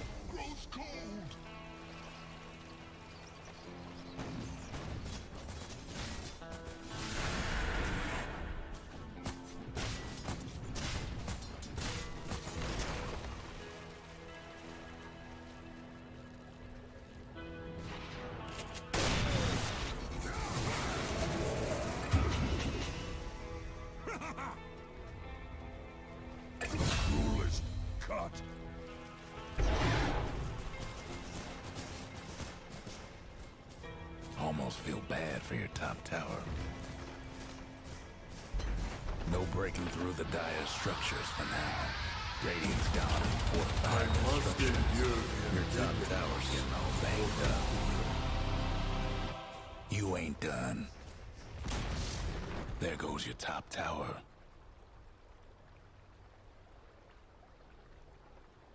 I'll be back in Receiving time. To the end of the earth, and with He's pleasure, I back. think it's kind of functions like a drug, to where you need more to get the same feeling, and then eventually you have to do it to not feel like shit. And so, yeah, I just cut off the hedonism. But this wasn't even the weirdest pivot he'd make, with his next decision proving to be among the most controversial things he's ever done. When Dan Bilzerian said previously that he wanted to be president, he did so without truly embarking into the political world. Aside from an endorsement of Trump, he's actually see that symbol there? Or at least that means he's a high-level made a sniper. decision That means he to plays personally sniper topple ball. Israel and the Jewish faith as a whole. I don't like a religion that says that they're better than other people. And well, you do. You obviously do. It's blatant. No one watching this will draw any other conclusion. I'm Fuck is smacking that? at how brazen you've been. What is that thing? Yeah, I mean, I don't Who's that like guy? when people think they're better than other people. And you see that in Israel, and they're acting like that, and they're treating Palestinians like second-class citizens. They're treating them like subhuman beasts, and it sells that in their Talmud. So it says if you are not a Jew, that you are basically subhuman. And I don't think that Judaism and Christianity go hand in hand. I mean, they believe that Jesus is in hell burning in human shit, and they believe the Virgin Mary's a... So I don't think those are two religions that really intersect very well. But we've been programmed that they do, and we've been programmed that it's okay and that Jews are the chosen people, and I just disagree with that. I think everybody's equal. Do you even comprehend how this interview is going to play out when it airs? Yeah, I'm sure it'll be bad. But, you know, my opinion is not politically correct, but I believe that there's 2 billion Muslims, but everybody wants to, promote this anti-Muslim hatred for Muslims. Like they're all, these terrorists. And I think Israelis are the terrorists. I think they are the ones perpetuating the big acts of terrorism. Dominating, Nobody wants to talk about it. And what do you say to Jewish Americans when they watch this and be utterly horrified when they hear it? I was horrified to find that they mass murdered Christians. I was horrified to learn the things that they teach in the Talmud. I was horrified that they think that Jesus is burning and shit in hell. I was horrified that they think that the Virgin Mary is a whore. I was horrified to learn that they think it's okay to steal from Gentiles. I was horrified to hear that there's, 2 sets of justice. I was horrified to find out that they think it's okay to, gang Palestinian prisoners. I was horrified about all those things. I'm horrified that we're funding a genocide right now.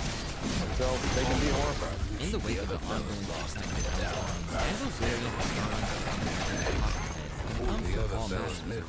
but at times, he's veered from making well-argued points about the political situation to going directly to conspiracy theorists who seem to have hated views on Jews. I'm not going to cut them any slack. They are overrepresented in every single category. They're crushing it across the board, and not just a little bit. I mean, I'm talking about like 3,000. The other fella's top rank thing is being wrong now.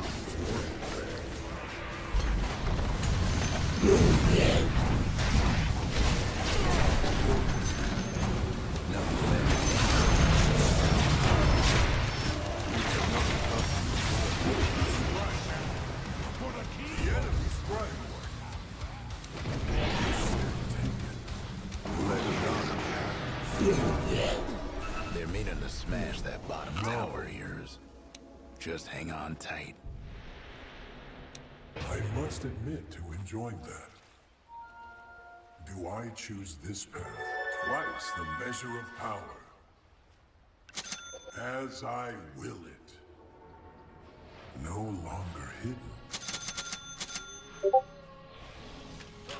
You found me. Moving without traveling, abyssal blade. Could it be otherwise? For the twins. You are nothing.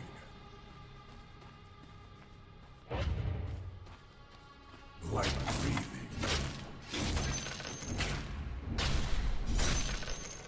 Do you think I've not signed the shortcut?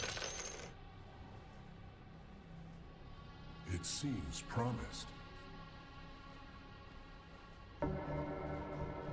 The balance shifts.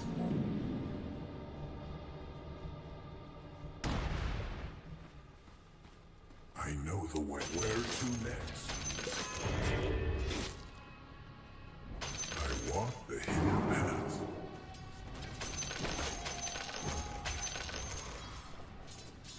In preparation. Wait. I reach from the void. With purpose.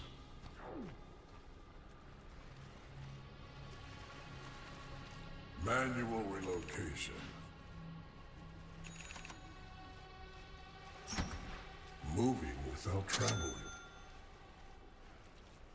I restore my connection to the void. Manual relocation. I'd push bot, but I don't want to. I walk the hidden path. Links in the axe. I must be attentive. A voidful procession. The face is void. Other options are mere illusion. Roche won't be stopping around no more thanks to the dire. None see the fruit it seems promised. Immortality. The void path proceeds. Do you think I've not seen this?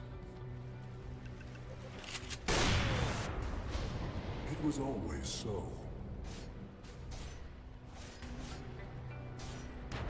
No longer hidden. Could it be otherwise?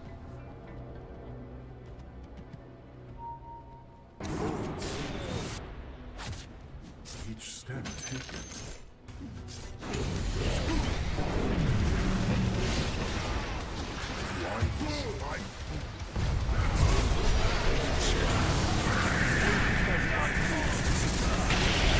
Dude, couldn't do fucking anything. Killing spree. Double kill. Emotion is like any other tool. Easily missing. I walk the mortal way.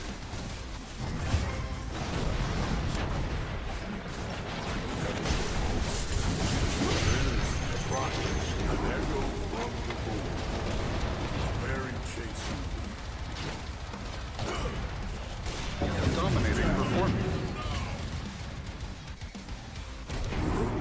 Get the fuck back out of here! Ah! Mega kill. Double kill. The natural course. I appear in my proper place.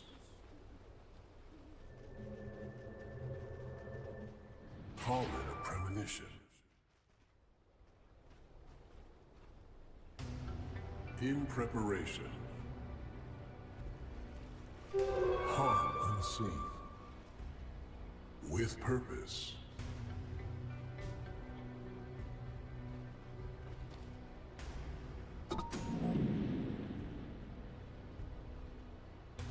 I do not hesitate. Dr. Umar has had his fair share of controversies since establishing himself as the Prince of Pan-Africanism, a movement known for addressing issues in the black community and promising change in education. Black queens forever, snow bunnies never. I said black queens forever, snow bunnies never. I said black queens forever, snow bunnies never. It is consciousness over the cookies. It is politics before the punani. But what started as an inspiration to black people has quickly evolved into one of the most polarizing and problematic phenomena on social media. It only takes a little bit of white brainwash to activate the cool chip in the average Negro. While Dr. The other fellas Buddy. towers done it. Well, that could have gone worse. Buddy. No longer hidden. They test my patience.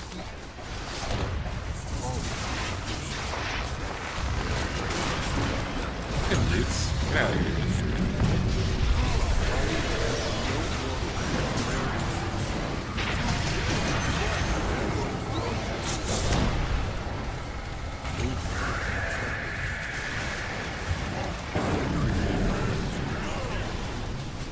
Get rooted again! Ah! They're unstoppable?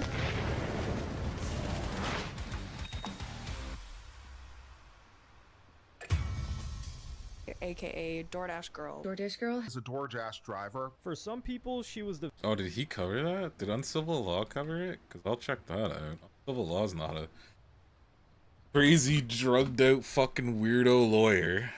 Perfect. Look at that. Awesome. All right, great. Yeah, this was a normal dude.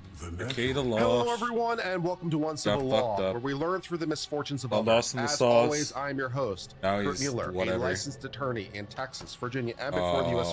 Legal mindset. He's mentally ill. 100%. It's a gang. He thinks people are gang stalking him. That's just fucking. That's like psychosis, is it not? But either way, they're both fucking mad. Uncivil Law, I forgot about. There's another guy who's getting a fucking brain tumor removed right now. I hope he's doing well. I can't remember his name. Do you think I've not? This pleases me to no end.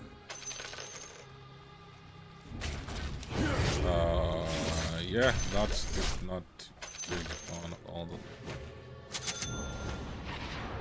I do not hesitate. It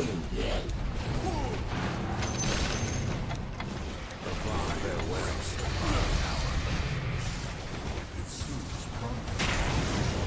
Well impressed. That was, as they say, wicked sick. I diminish it. Yeah, he is just incredibly strong. Let they test my patience with purpose.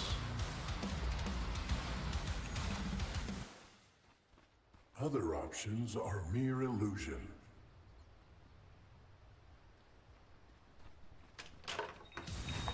In preparation.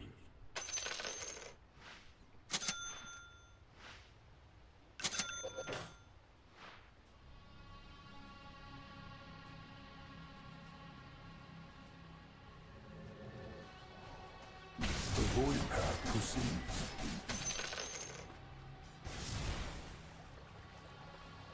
Never a false step.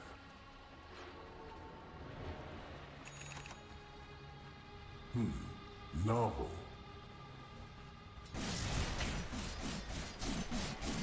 Each step taken.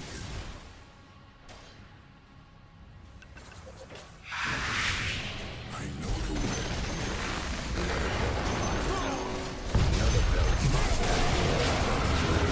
Yep, you saw it? Oh, shit. I'm dead. I'm dead. I'm dead. Double. Couldn't even. Ah! Ah! Oh my god. I didn't even see that I had that. What did I say? Why did I pop? You can't be. Oh my goodness. I'm just not thinking at all. I saw it go up. Ah! Did we get wiped? We did. But less than 4 kills. 2 minutes on the Supreme Court, and I hope you're having a great day. Yeah, but what I was saying previously, uncivil law. I might just go to him. He even has like a very similar Arcade of Law one. Picture there. Yeah, with the U and the L. I see.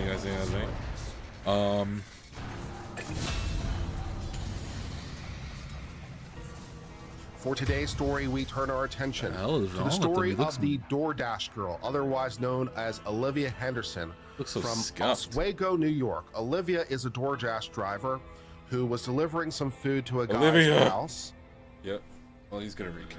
The instructions said to leave it at the door. She did not. She took video of what she observed and is now being charged with some felonies. So in order to understand this story best, it would be helpful to see the videos that are relevant to this story. So thoughtfully, someone has put a compilation together of all the relevant videos from Olivia. So we're going to go ahead and watch those so we can comment intelligently. We begin with the most operative video, I suppose, in that it is the literal crime. So the video of the crime as it's occurring, the evidence of the crime itself. And it begins with her with the picture of the food outside the door, and then she has text that she has put on top of this TikTok. The text that she's superimposed on the video reads as follows. A man named Austin orders DoorDash, selects the option to have order left at door, sees his DoorDasher, me, has a female name, falls asleep on the couch with his pants and underwear to his ankles and his front door open wide in 59 degrees Fahrenheit. So this is what I see when I have to leave the order. Yeah, not all this was true. As it turns out, she's the one that opened the door. The door was not left open wide, but we'll get to that in a minute. So let's go ahead and watch this video and we'll comment in just a moment about it.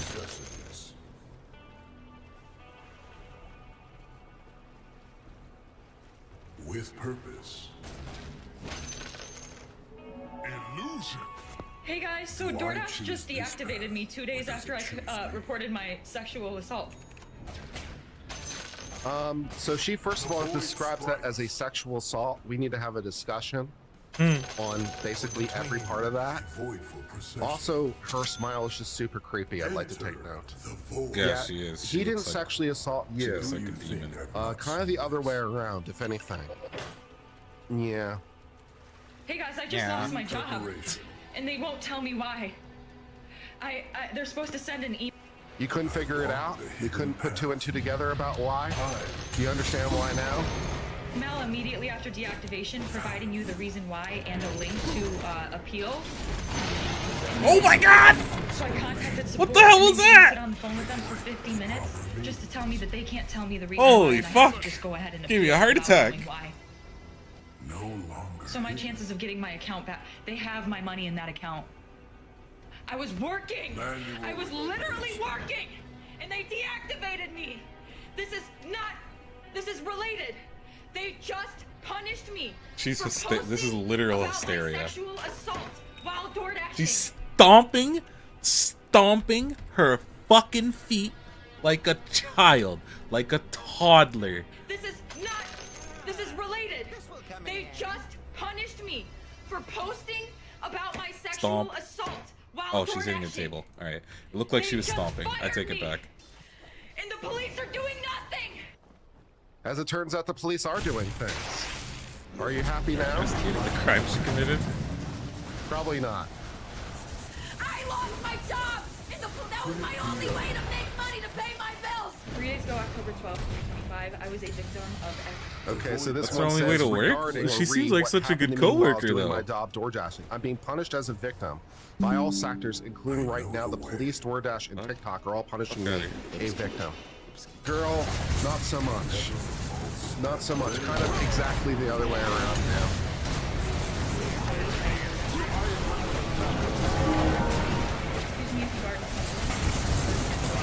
Oh, no! I'm stunned! Oh.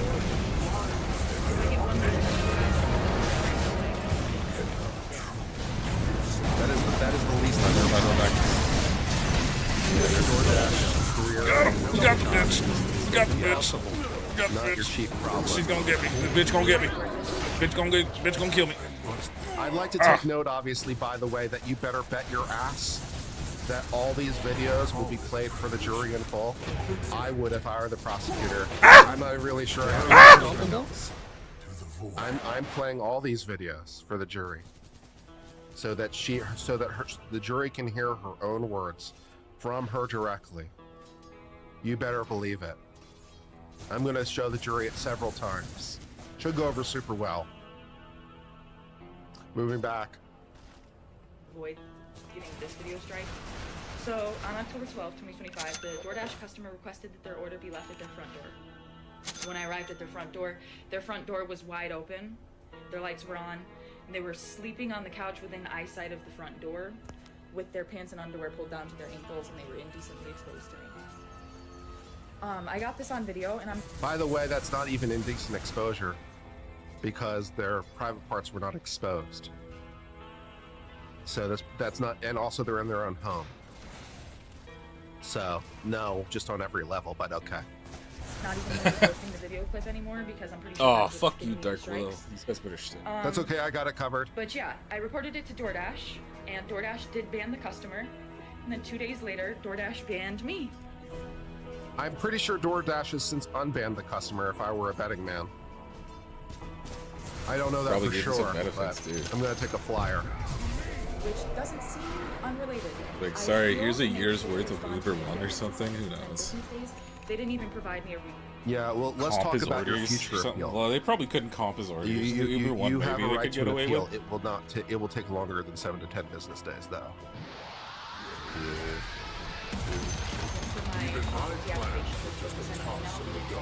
So I contacted support, and they told me to continue with my appeal without knowing the reason why.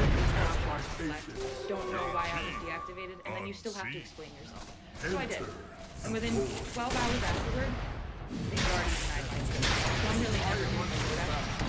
Yeah, no, not so much. For a You were not assaulted.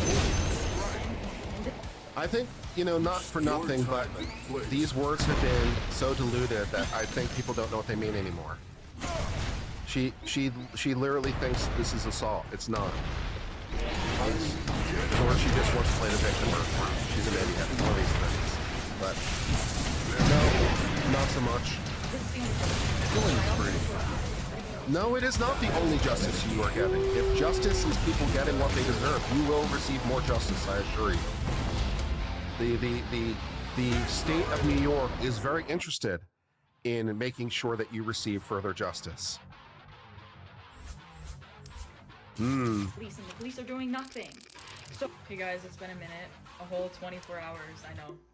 But I have an update as of October 16th, 2025. First and foremost, I just want to thank everybody for the overwhelming allyship that you've shown. It's really making me feel so validated. That's allyship, by the way, not allyship, but this woman is still getting support online. Not from a lot of people, but there are a few people who are still supporting this woman. This woman has the crazy eyes. Come on, stay away, ma'am. And seeing her, and that's really helping me through this tough time. So I just want to let you guys know I really appreciate the outpouring of support. So the update is, last night I was made aware, a bunch of people started commenting on my pages that DoorDash made a public statement about me on I'm their sure they TikTok did. story and on their most recent Instagram post in the comment section. And I'm not going to speak too much further on details, but what I am going to say is I and the entire rest of the world found out why I lost my job at the... Again, you should have been able to figure that out pretty easily. It wasn't really super complicated. You probably could have put two and two together. But I'm glad that, you know, DoorDash has now clarified this for you about why you were fired. So, you know, yep. The exact same time. 5 seconds I remaining. didn't find out before you guys. I'm just letting you know this right now. Fucking banned The them. people that saw their public statements and made me aware that they made those public statements knew why I lost my job before I did. Okay. Because I went and I checked my email once I was made aware that they made those public statements, and they sent me the deactivation email around the same time they released the public statements. Like literally within the same hour. So they sent me my deactivation email explaining my reason for being deactivated a whole 24 hours after they deactivated me, and a whole 24 hours after I already submitted my appeal, and about 12 hours after they had already denied my appeal. 10 seconds remaining. They sent me the email explaining why they fired me. Yeah, 5 yeah. seconds, So boss. I and the rest of the world, we all... I wonder why she's not screaming hysterical this time. Is it because nobody gave a shit about what she was saying? She was like crying like a fucking toddler?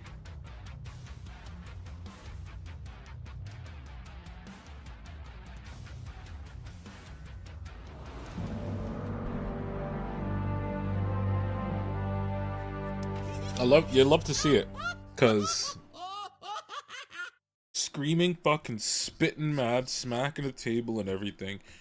They fired me! Recording a man's penis and putting it up onto fucking YouTube. Like, what a wild. And then accusing that guy of sexual impropriety. What the fuck? You got this. Guy was in his own home, and he even said to the cops, because I saw it, like, I saw what well, I didn't see it, but I heard, so it's unconfirmed.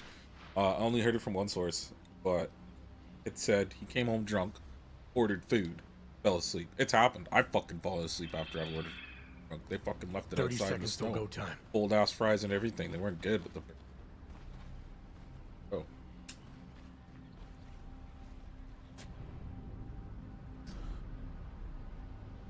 So, absolute disgrace of the justice system. If that guy would have been punished, that would have been disgraceful. He could have fucking probably sued pretty hardcore for it. First casualty of the conflict. He might be able to. I don't think he has any type of case really towards DoorDash themselves.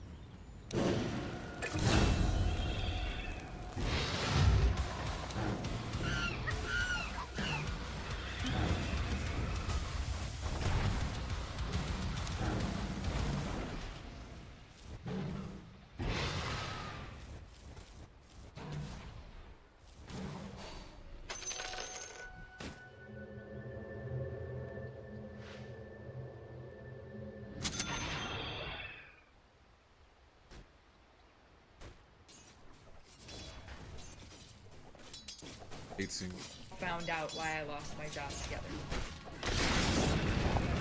Already it begins. Look, you also probably found out you were being indicted around the same time everyone else found out about it, because they don't make those publicly available before it happens. So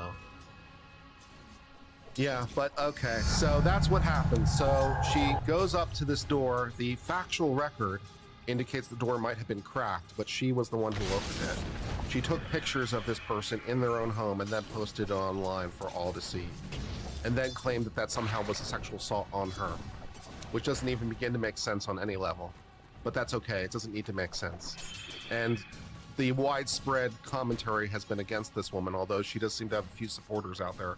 I saw one person on Twitter today is like, this is why women don't come forward. I'm like, because they're creeps? Lying? Is that what's going on? Because that's what's happening here. All right, so what has she been charged with? Well, so far she's been charged with lying. unlawful She's surveillance in the second degree, which is a Class C non-violent felony, which is the lowest For some degree guy of who's just felony fucking drunk in his New own York, home. as He's not well even as safe dissemination there. of unlawful surveillance image in the first degree, which is also a Class C felony, which is the lowest degree of felony in New York. So she's been charged with 2 low-class felonies. Now, I think it's interesting and notable that she's not been charged with trespass or anything like that. Yeah, beat his ass. You have to think about this from first principles, okay? You have to think about this with what her initial motive might have been, or what the initial goal was, right? If it was a man so, or a woman, or in some alternative scenario, okay, if she had gone to the door, okay, and she saw the door cracked, and the person was non-responsive, and she decided to open the door because she was concerned the person might be disabled, right, or hurt or someone, and she saw this person on the couch and called 911, right, then that would necessarily be illegal, because, you know, she's just being a really good Samaritan at that point, right? So the initial entry isn't necessarily illegal, right? The whole idea would be like it's necessity. Right? I'm entering the house because of a genuine belief I have that there is a distressing situation inside that requires me. This person has summoned me to their house. Their door is cracked. That's suspicious. I've knocked. They've not answered. You know, so I've opened the door to try to. I've opened the door a little bit to try to yell in. Maybe that was her initial motivation. I'm going to open the door and be like, "Hello, anyone there?" And I saw her. I saw this person. But why were you recording? That was actually the case. Right. In that situation, you're not breaking the law. In that situation, you're a hero. Okay. Not to say that you have to do that. You have no obligation. But if she had done that, she might well be a hero, even, of course, if there was no distress, right? If he had just fallen asleep. If she thought it was a medical emergency, because it might be a reasonable thing to conclude, you know, then that would be one thing. So she's not being charged with the trespass. She's not this time being charged with breaking and entering, because she might have very well had a lawful reason. The reason for doing so would be lawful, because she was doing so out of concern, which is like a necessity. Because of the necessity, that's what I did. I did it because this external thing was providing me a legal not even a legal justification, a legal excuse to be strictly legally proper about it. But that isn't what happened, right? Or at least that's not where it culminated. It culminated in her taking the video, and perhaps more importantly, in disseminating it, right? So again, like, the problem is not necessarily her entry. The problem is her taking the video and the dissemination of the video. That's the illegal part, and that makes sense. Yeah, she posted it on the internet. That's crazy. Why were you recording? Where she called 911, and it would be perfectly fine. So that's what they're charging her for, and also why they're not charging her with trespass and not charging her with breaking and entering. Because the crime of trespass or the crime of breaking and entering would have occurred when that offense happened, right? It's a time thing, right? At the time, the thing is, at the time she opened the door, right? At the time she looked inside. What was her crime at that time, right? Because she didn't know the person was naked inside. She didn't know that there was video to be recorded yet, because that hadn't happened, right? If she had opened it for noble reasons, then there's no crime. The crime occurred later. Hopefully that makes sense. It's based on the timeline about when things happen. Things happen in a sequence, and when they happen in a sequence matters. And you can't, because something illegal happened later, go backwards in time and be like, oh, the earlier thing now becomes illegal. That's not how that works, right? Things only become illegal when they happen. So hopefully that makes sense. All right, so in terms of sentencing exposure, we're going to assume that this woman has no criminal history or none worth mentioning, because that's a reasonable thing. Okay, so for a first-time non-predicate offense, right, this is not an offense, and this is not a predicate offense for some other offense. A predicate offense would be if this offense is a element of another offense, right? That's a predicate offense. So, for example, a standard stealing might be predicate for robbery, because you can't rob someone without stealing. So that would be a predicate offense. This is not a predicate offense, right? This is not the basis of another offense, or at least it hasn't been charged this way. So for a first-time non-predicate, non-violent offense, the technical max is 4 years in prison. That, of course, will not happen. This is a non-violent first-time offender, and we are looking anywhere from realistically no incarceration, straight probation, to some sort of minimal sentence. Although in this situation, probably a couple months maybe is a realistic thing. So yes, theoretically, you could have 8 years, although not really, because although they are distinct offenses, they're part of the same underlying criminal transaction. So you'd be unlikely to stack. So you really go? 4 + 4. Why?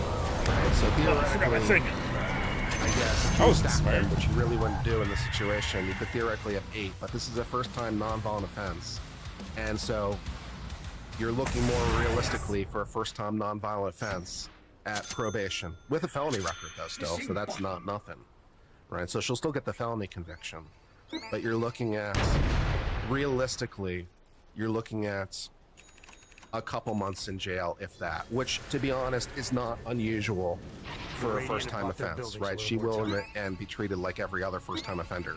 Now, what that says about New York and how they treat first-time offenders, I'll leave to your discretion. But, you know, that's just the standard.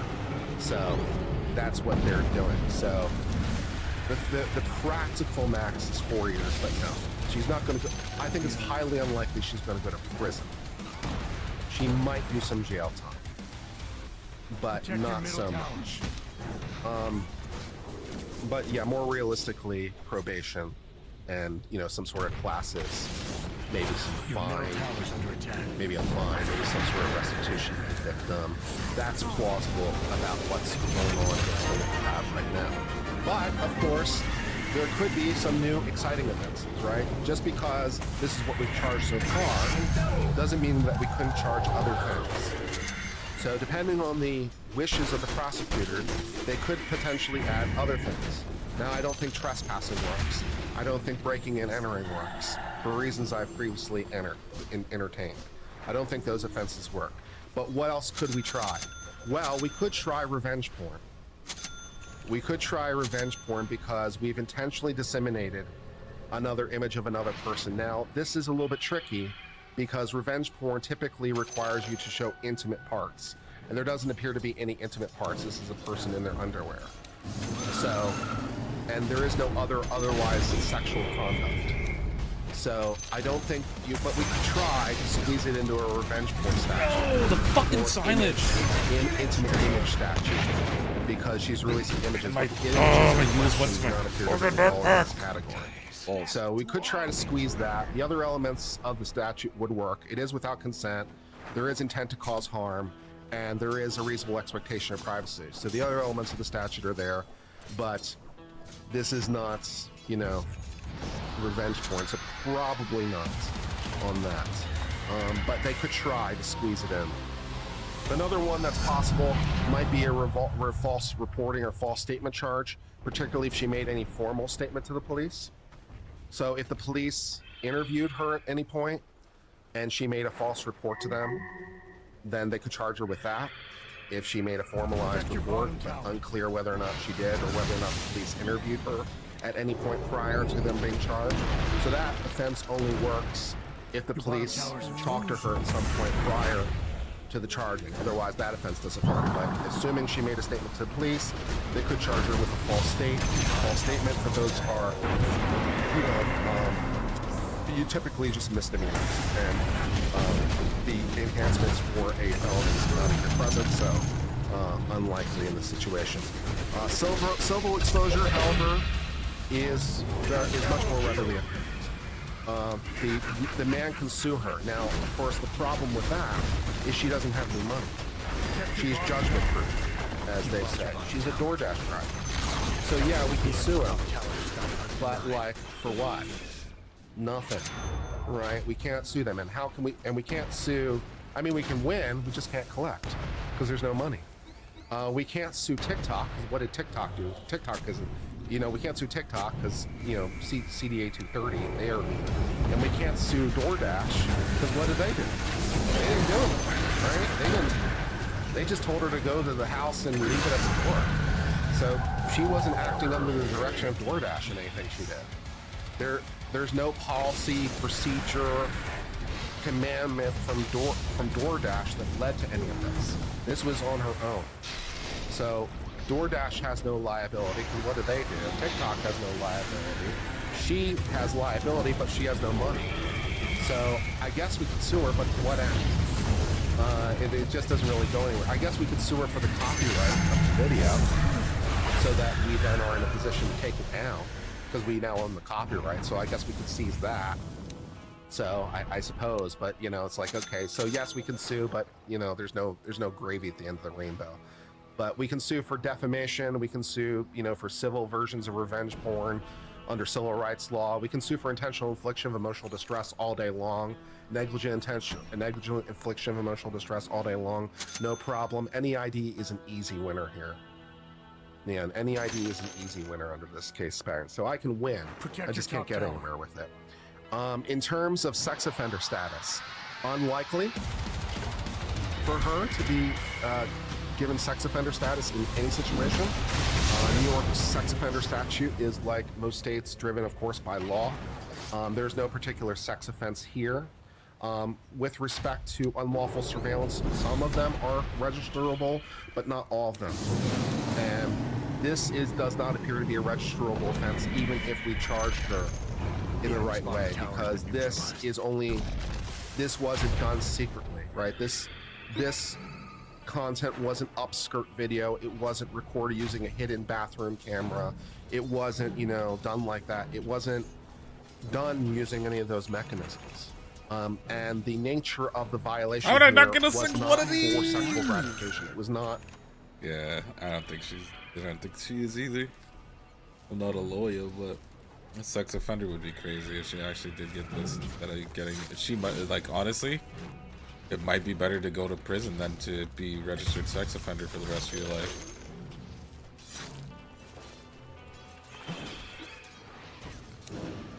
Your middle tower.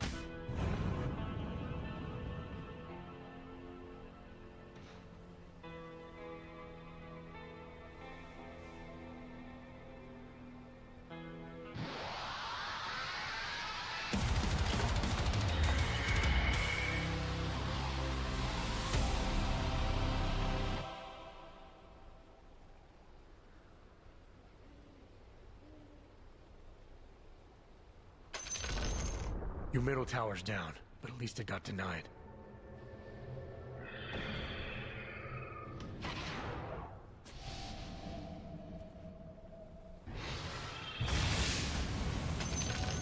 Coin?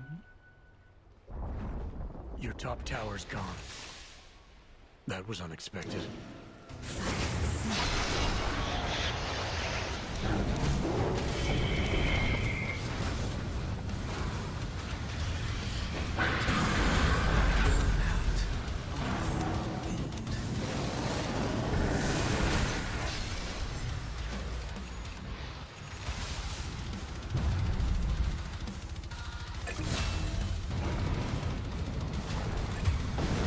Fucking rolled into me. God.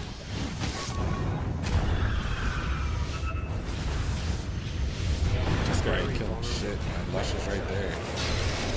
Even with no man, he's still right there.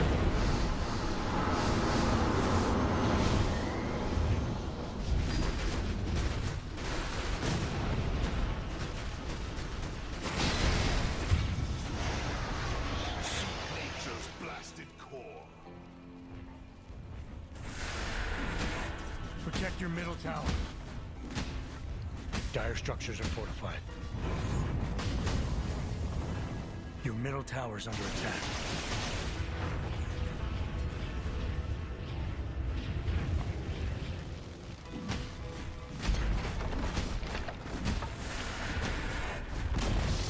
Your middle tower's gone.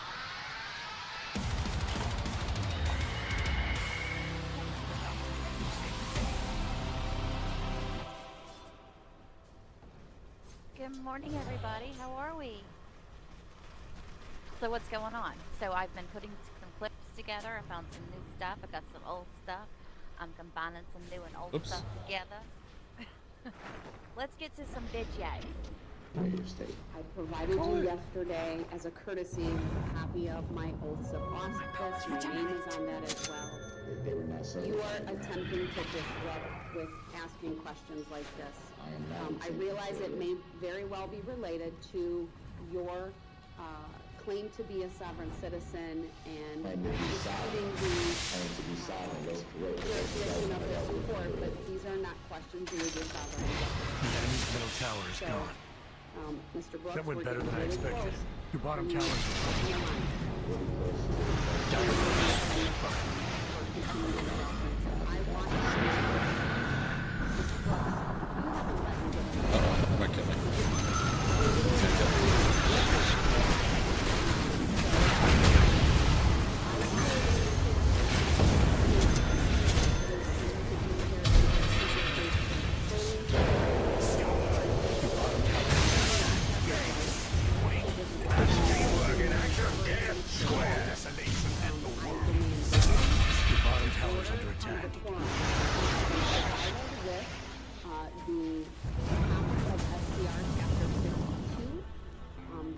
the responsibilities that myself, the attorneys in this courtroom, the litigants, it even applies, as you can see if you read it, applies protect your to bottom tower. Witnesses, jurors, those in attendance. Everyone here has been your bottom tower is dust and other ash. than you throughout these proceedings.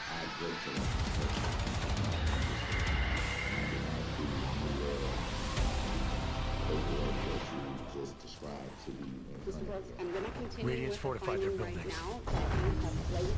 So this was early in the trial, and he didn't say that. Come on, somebody in the chat. He said he received something. Return for value, accept for value, return for value. This paperwork. Disregarded. Elementary standards.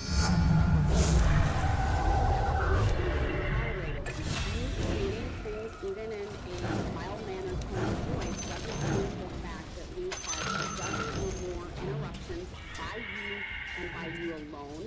When you don't like the answer I give, even if that's a non-response, you continue to ask the same question over and over. You repeat yourself. You show absolutely no respect for the court, for these proceedings. You have demonstrated in the short, not even 30 minutes that we've been on the record, that you will continue to disrupt. I am going to have the jurors brought in. Again, it is my sincere hope that you follow these simple and basic rules. But the next interruption, you will be removed to the next courtroom.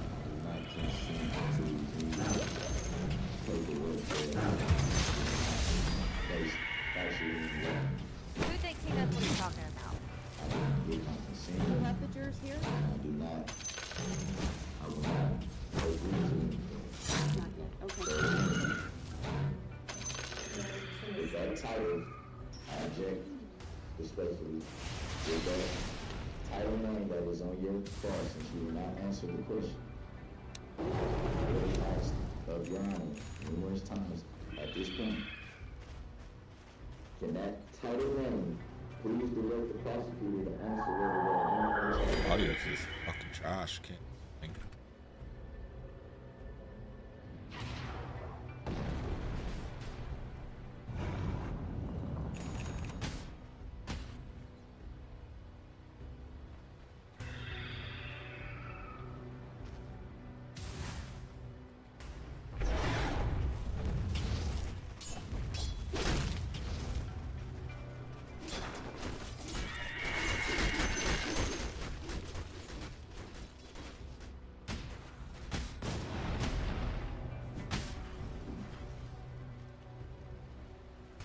Your top tower's in trouble.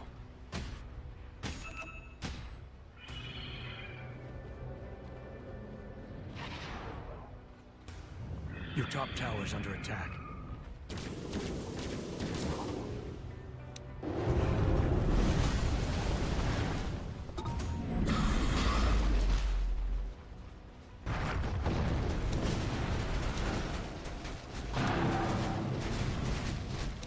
Your top tower's in trouble.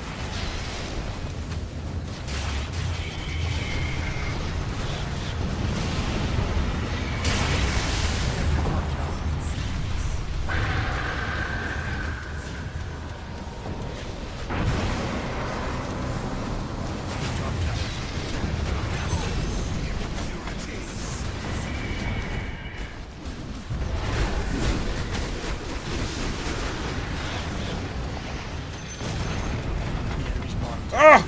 Oh my god! Twice the destruction. Oh, I don't think using him is a good idea. Your top tower's down, boss. Top tower down, boss.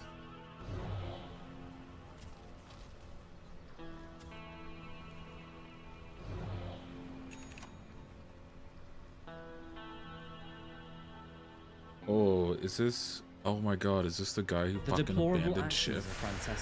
Holy, it's like the shame of it all. You left your entire ship, all these people fucking died because of him. There's chaos and nobody can find the captain. A massive giant fucking cruise ship. Holy, the shame. And cowardice killed so many innocent passengers. This video looks at the events leading up to the tragic disaster of Costa Concordia, the captain's reaction, and the consequences left in this way. Team killing spree. Welcome back to Coffee House Crime Files. My name is Adrian, and I'm back today with another maritime disaster. Today, we're looking at the case of Captain Coward.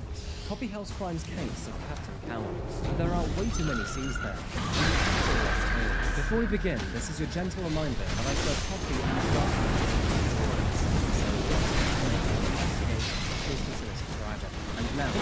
Why can't I fucking do anything? Oh, save me. This is the case of Captain Coward. Chill out.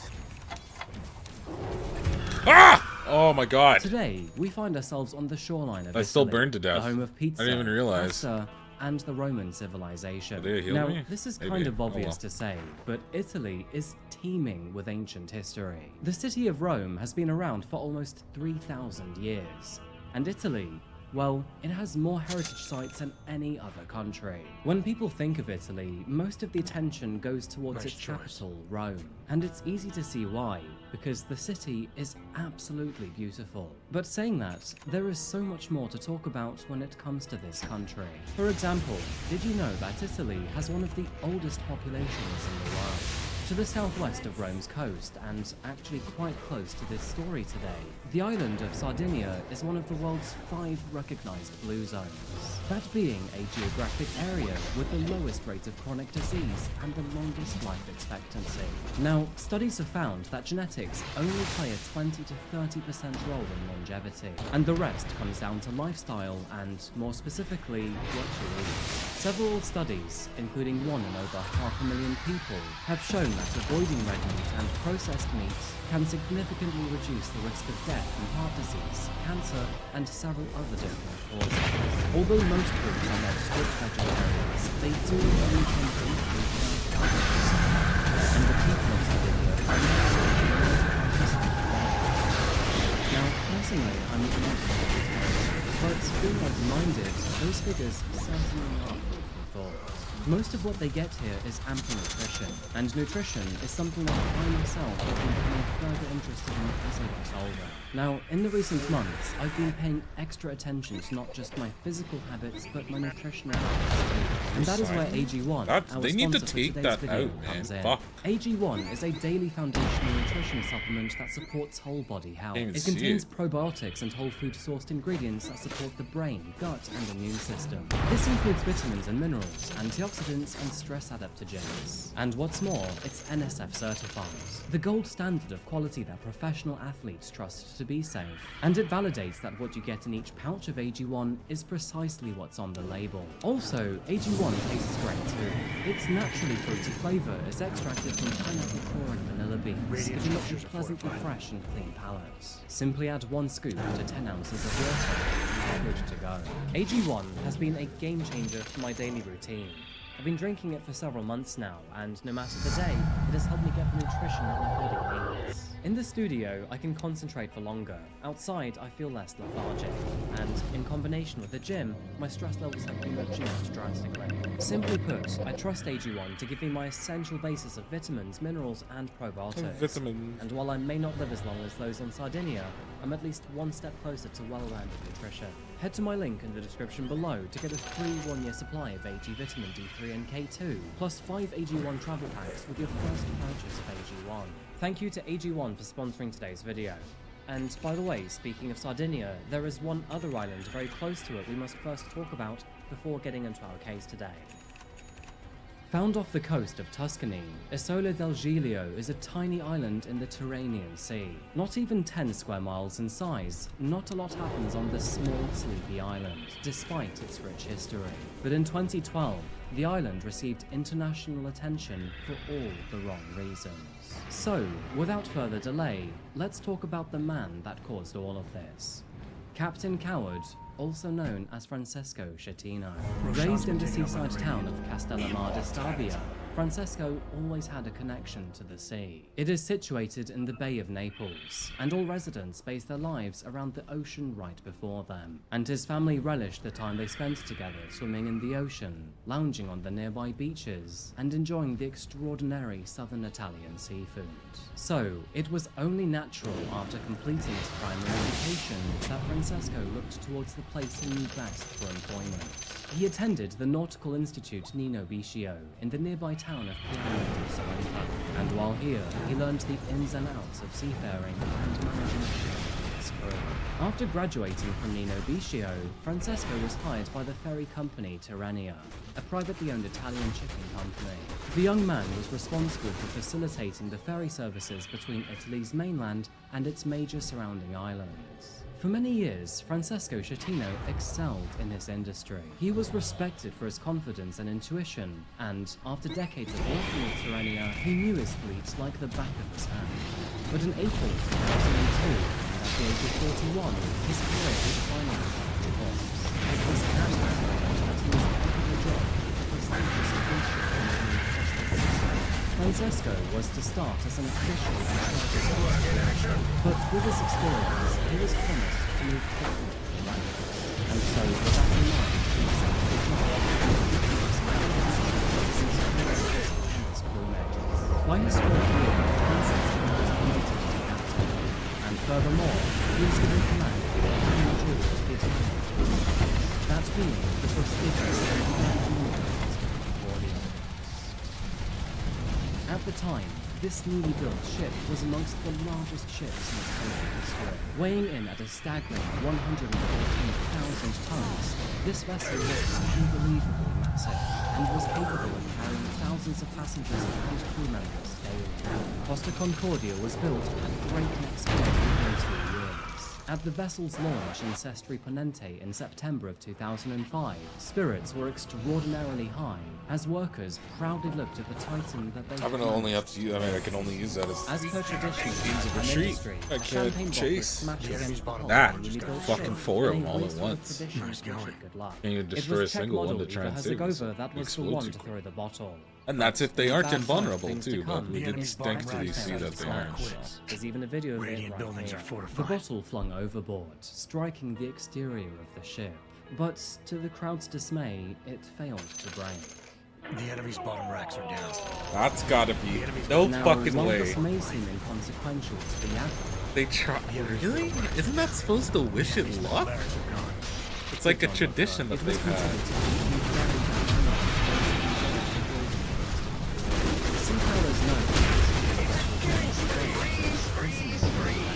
the ship restored its passengers to the shore to be cursed with bad luck. Now, despite the way it started, the vessel was launched and Francesco the company wanted a small return to the vessel and many computers over the port. Unfortunately, this marked the beginning of Francesco's rather sat-down fall, because despite his confident demeanor, he was actually nowhere near as capable as he made himself out to be. It was in November of 2008 that Costa Concordia suffered significant damage to her bow when into collapses and a combination of high winds forced her hard against the dock. And then only 2 years later, while commanding the Costa Atlantica, he would also damage that ship when into our port of the Now, you would think with so much of experience, Francesco would know how to avoid these rather basic issues. But the truth is, he probably being home in the water, trained to sea, and both 25 years of experience, Francesco had a sense of honesty. Oh my god, I'm stunned for that.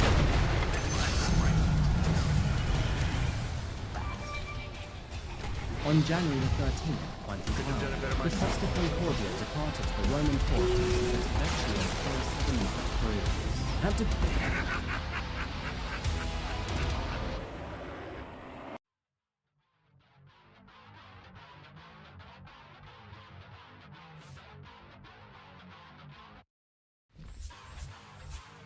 She got it on.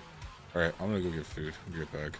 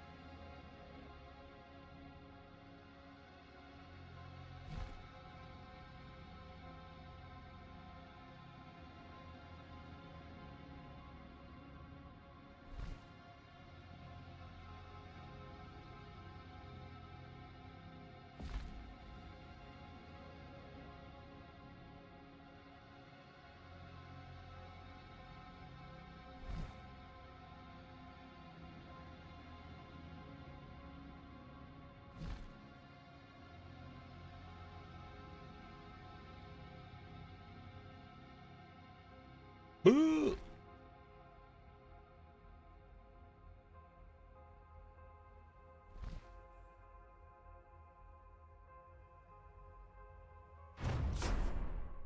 know what life is worth.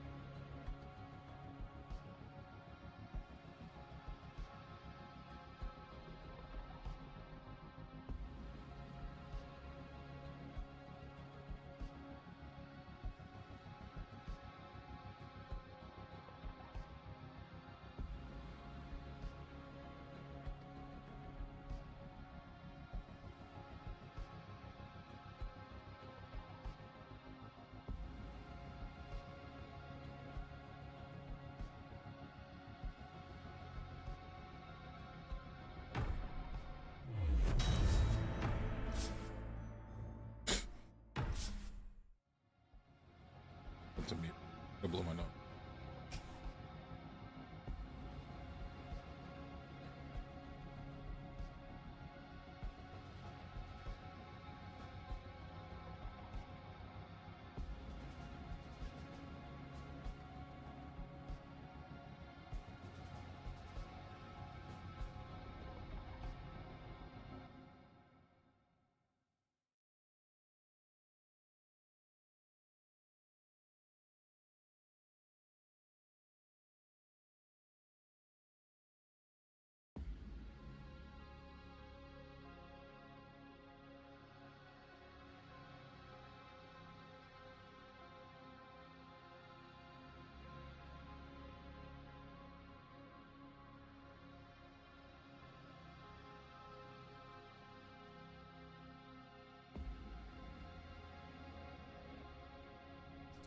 As my body falls, my spirit rises up like the smoke of offerings, pleasing to the gods.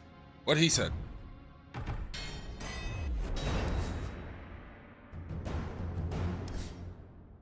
Let's light the fuse.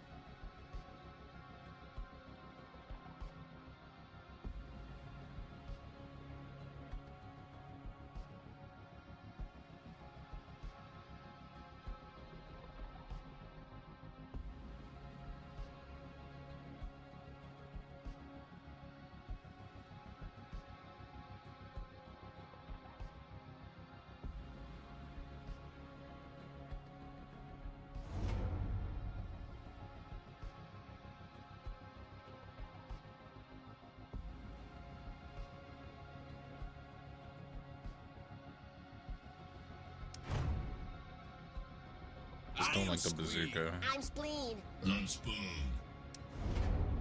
Just did it have a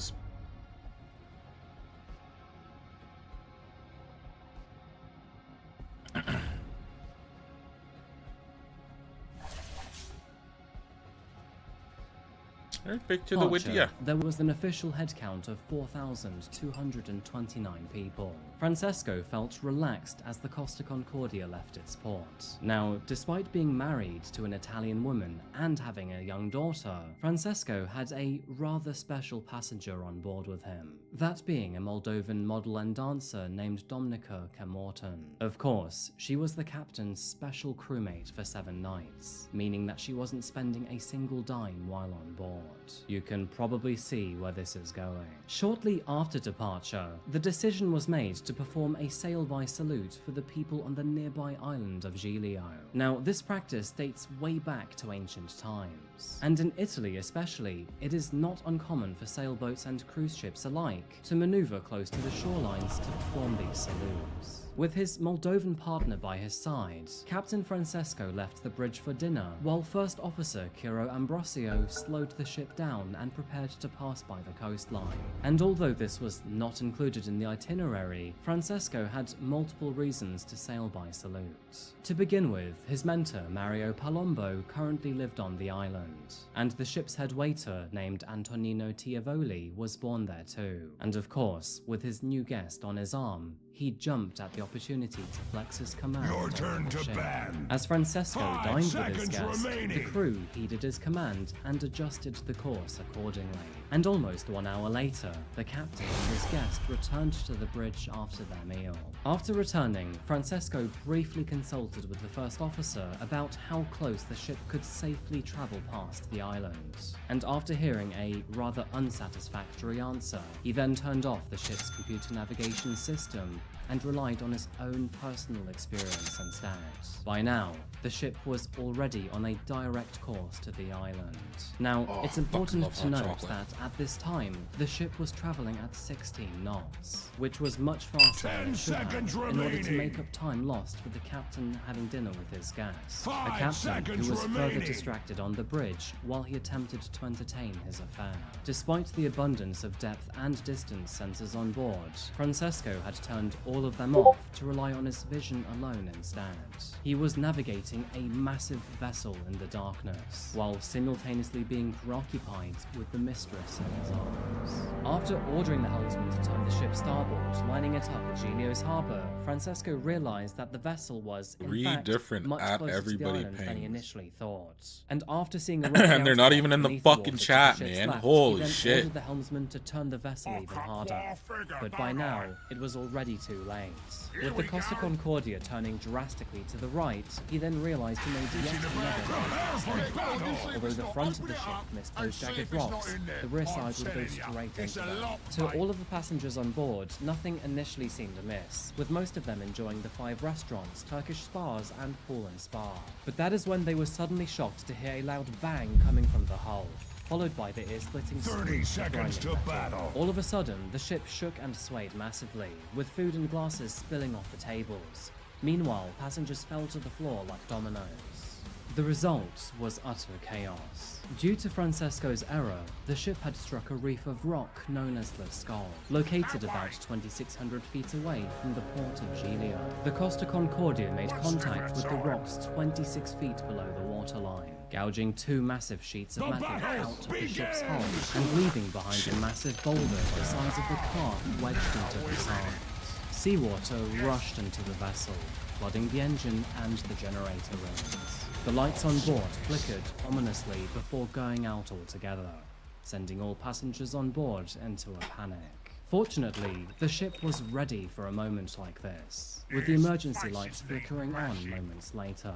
Finally, passengers and the crew were able to get their bearings in the dim lights. Meanwhile, up on the bridge, Captain Francesco Schettino was beginning to realize the magnitude of his mistake. The chief engineer down below alerted Francesco that massive amounts of seawater were quickly flooding the engine room and would soon overcome the engine control rooms.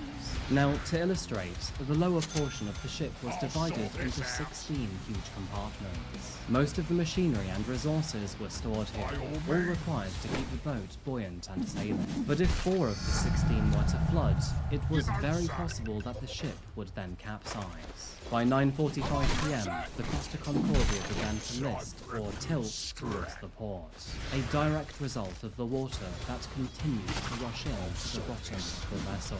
And despite the grave developments, all crew members were still unaware of what they were dealing with. While crew members reassured passengers, Francesco called the Costa Cruises Operations Center to inform them that one of the compartments in the ship was flooding. In reality, he already knew that it was actually... Oh, he came back. Why did he come back? The Italian Coast Guard was also informed of the disaster, not from Francesco himself, but from guests on board. And obviously, needing to find out more information, the Coast Guard contacted the Costa Concordia's bridge. Under strict order from Captain Francesco, Navigation Officer Simone Canessa told the Coast Guard that the ship was merely dealing with an electrical blackout and had the situation under control. It was at this moment that the Coast Guard asked the ship if they needed assistance.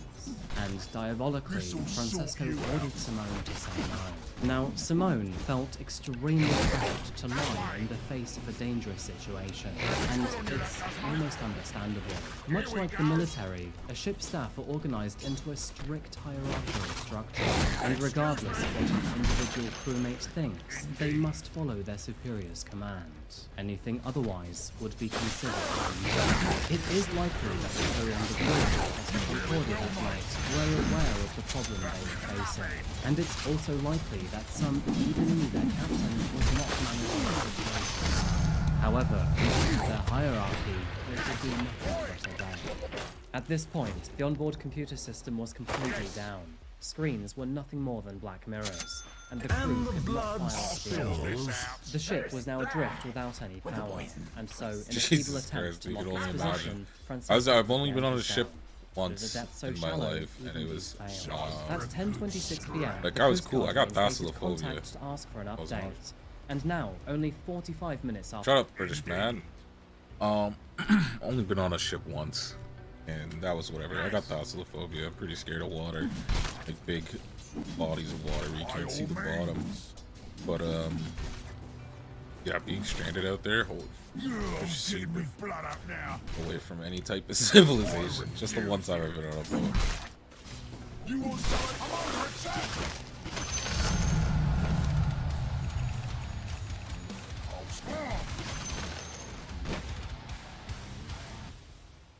One step at a time. You don't say.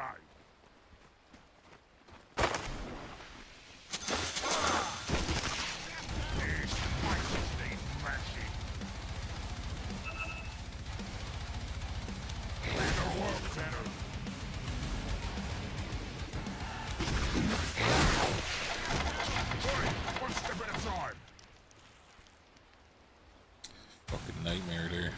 Here we go. Released it early. Oh, you can do about it now. Yes. That way. You don't say. Oi, one step at a time. Indeed. Where's more that came from? One step at a time. Here we go. How many times did I fucking stack it? Holy shit. By all means.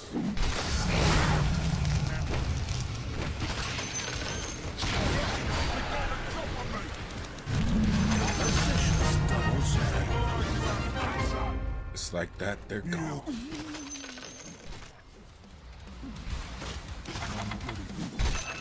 More than cake from sunshine. Yes. These faces need mashing. Bit of work to do.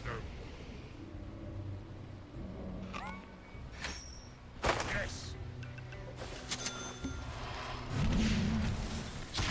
I'll sort this out. Really diving under a tower for this?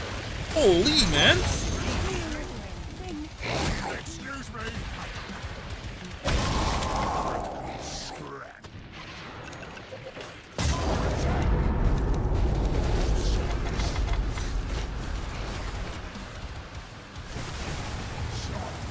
Scrap. The sacred grove awaits. These faces need mashing. By all means.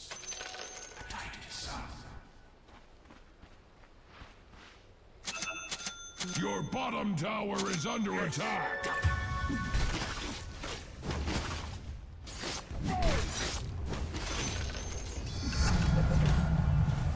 Here we go.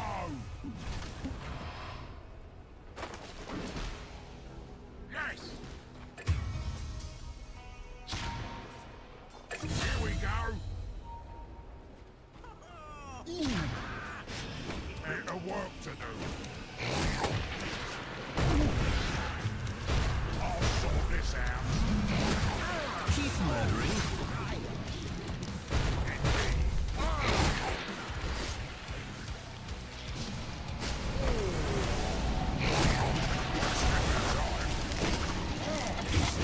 So's up for me. You might get that sniper. Maybe. Level 1 AA ult? I don't think so. The seeds of fortune.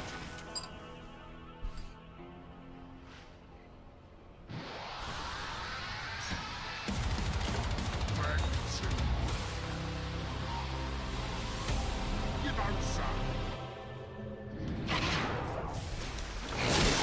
Put your lights out.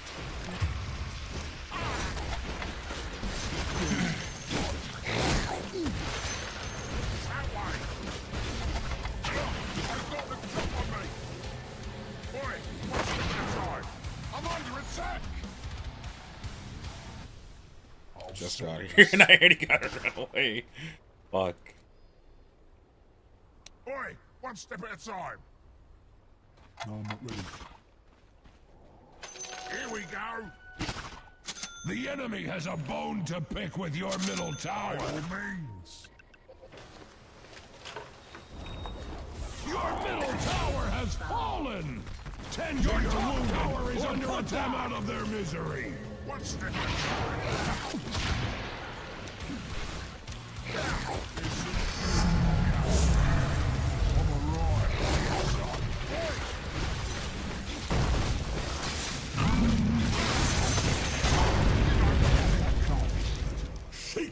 And you're jungling. That's cool.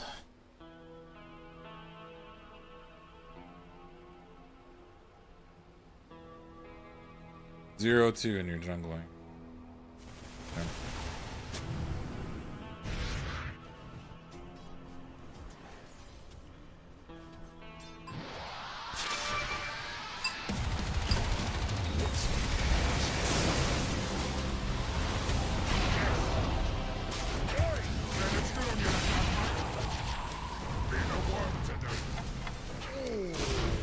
Two innocent lives taken.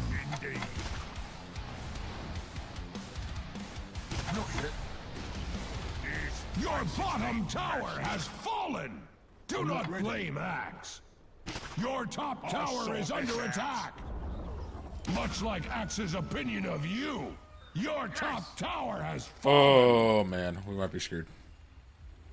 Running back to Your base top constantly. tower is being hacked to pieces. More death.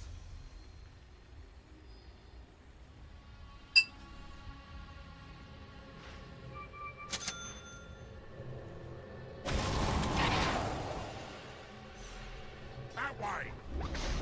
It's not time yet, mate.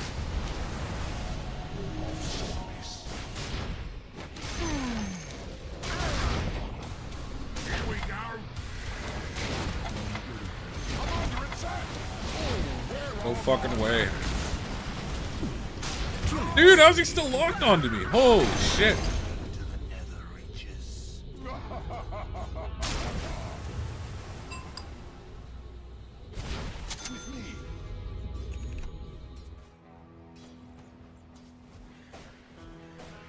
Your middle tower is under attack. With the ship's fatal collision, were they informed that water was coming in. Simultaneously, Francesco called the hospital's operations center to let them know that 2 compartments were flooded. and that furthermore, he was steering the ship towards Giglio Island. In reality though, Francesco already knew that he had entirely lost control, and that the ship was just aimlessly drifting. You know, what I find insane is that despite all of these mistakes already, and an hour of lying to the authorities, he would continue to dig this hole.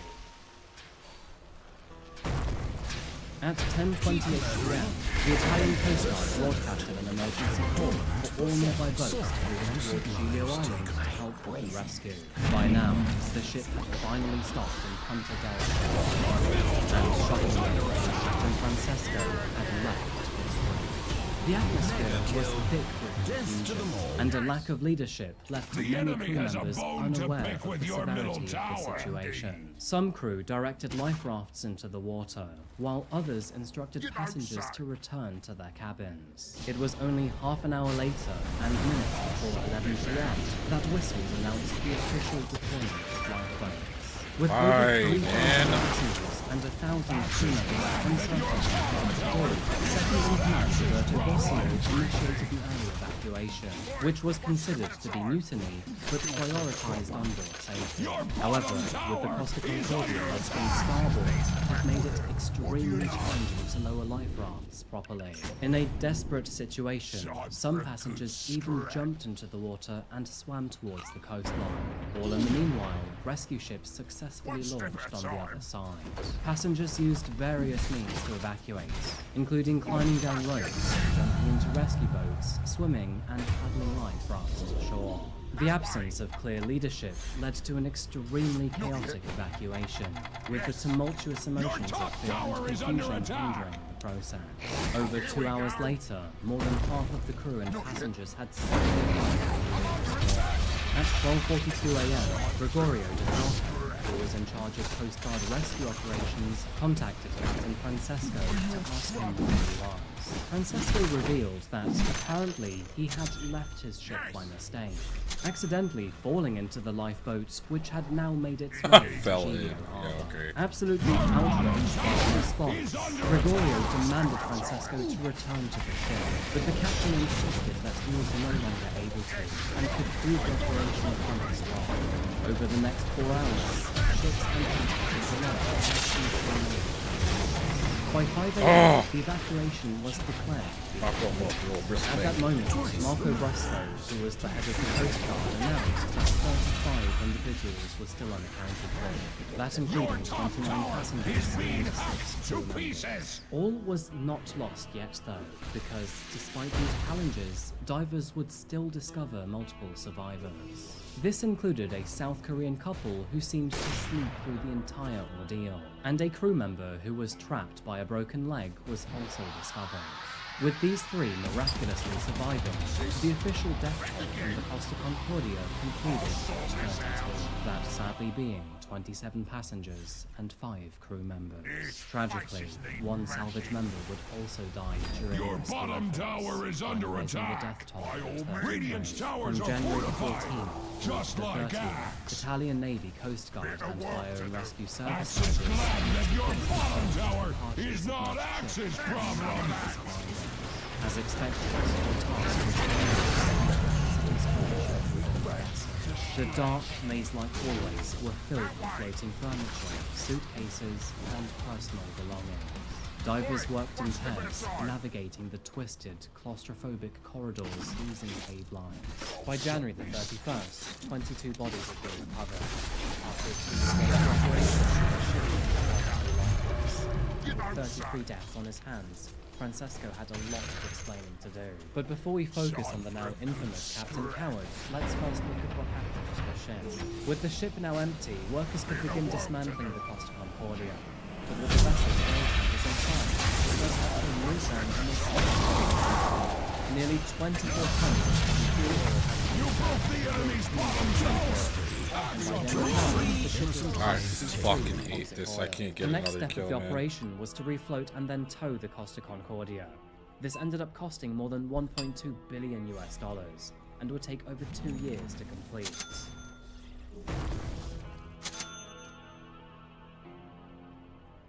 An extensive operation reverted the ship to its upright position, and from there, it was refloated and towed to Genoa in early 2014. Ready for scrapping, it took 3 years to remove, organize, and recycle 53,000 tons of metal. For comparison, this is around 2.5 tons of material in Titanic. Describing the cleanup efforts as monumental would be an understatement. The comprehensive process involved refloating, towing, scrapping, and restoring the crash site, spanning 6 years and costing nearly $2 billion. Once the disaster was resolved, attention turned to the passengers, who, of course, were among the most affected.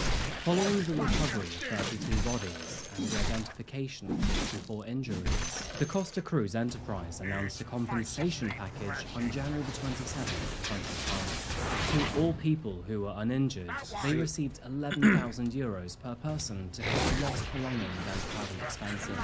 As for those injured and the families of those deceased, they were compensated based on their specific circumstances. The public reaction was swift as news coverage revealed the chaos on board the Costa Concordia. Passengers have documented the unfolding events, exposing the widespread confusion and disarray in the video footage, of course all of which prompting shock around the world. Perhaps inevitable, but questions arose about the handling of the ordeal. The spotlight immediately fell on Francesco Scatino, the man in charge with 3 decades of maritime experience. This man was expected to be the figure responsible for ensuring the safety of the passengers. As information leaked to the press, his mistakes would become obvious for the entire world to see. However, despite this, he would not give his missing later, the infamous captain is finally speaking. There is no scale for measuring the pain. Francesco Scatino offers condolences, but then says he became a victim in this calamity, clearly resenting the Captain Coward label that has hounded him because he abandoned the ship as it was sinking. I was more or less forced to go into the lifeboat. I don't know if I slipped or fell. Scatino takes every opportunity to duck responsibility, including for hitting the reef. I did not have command. Navigation was in the hands of an officer. But damning evidence shows he was in command. An Italian newspaper has published the contents of the ship's black box data recorder. It shows Scatino took the helm 6 minutes before the collision. He does now admit he was on the phone at that critical moment. I blame myself for being distracted. You were driving. What about the 1 hour delay in calling for help and ordering passengers to abandon ship? He insists he should be seen as a hero, that he saved lives because he waited till the ship drifted to shallower waters. Ultimately, his actions revealed nothing but cowardice and incompetence. Eventually, the Italian media managed to obtain the phone calls made between Francesco and Gregorio, and the nation listened in disbelief as Francesco, through the phone, stubbornly fed misinformation to Gregorio and adamantly refused to return to the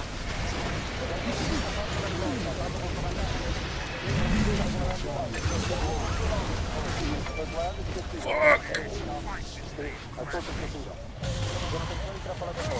Woo!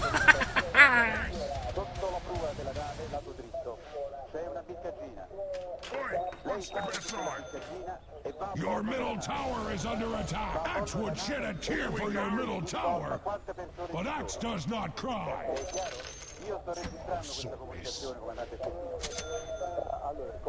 Can't understand Spanish, so let's skip this portion.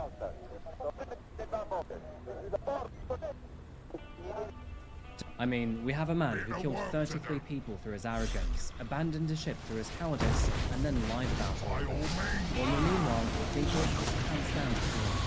By the time this trial wrapped up, Francesco was referred to as Italy's most hated man, and he himself claimed he was the victim of a mediocre crime. Francesco's trial began in December of 2014. He was accused of 32 counts of manslaughter, 40 counts of an accident, abandoning ship and passengers on board, and a lack of cooperation with rescue operations. The crowd inside was massive, with more than 250 co-plaintiffs and 400 witnesses. Alongside Francesco's trial, 5 other Costa employees stood separate trials for their own offences, these ranging from manslaughter right through to negligence. After taking separate plea deals, jail sentences ranging from 18 months to nearly 3 years ended up to 1.5.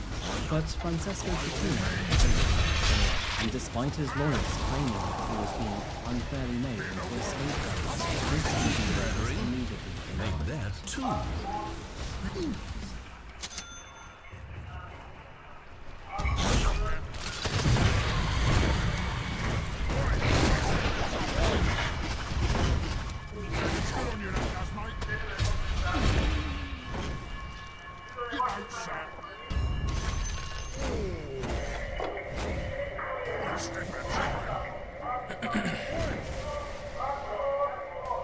I'll sort this out. Not yet.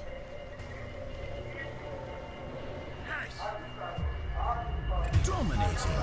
Damn, are they fucking fighting down there? Oh my goodness, they're fighting down there. I'll sort this. Francesco maintained that, despite the accident, The enemy's his middle actions tower had is saved many surrendered lives through and gravity. Captain Coward would further blame defective generators and the flooding of compartments for aggravating the situation. His lawyer also argued that these malfunctions were the most responsible for the majority of the offences. In the end, Francesco Cecchino was sentenced to 16 years in prison after the 19th. The verdict was comprised of 10 years for manslaughter, 5 years for causing a shipwreck, and 1 year for abandoning his passengers. All to be served if I say something like that, that's not gonna make only it seem did his like actions ruin his I wasn't with professional them either. career, Me and they Beam were also both ruined mid, his so marriage, that's on me his too. family life, and the lives of all Organization. those injured and deceased. This story is a brutal example of what can happen when a bad mixture of ego and incompetence combine, resulting in the deaths of many and one of the worst cruise ship disasters in nautical history.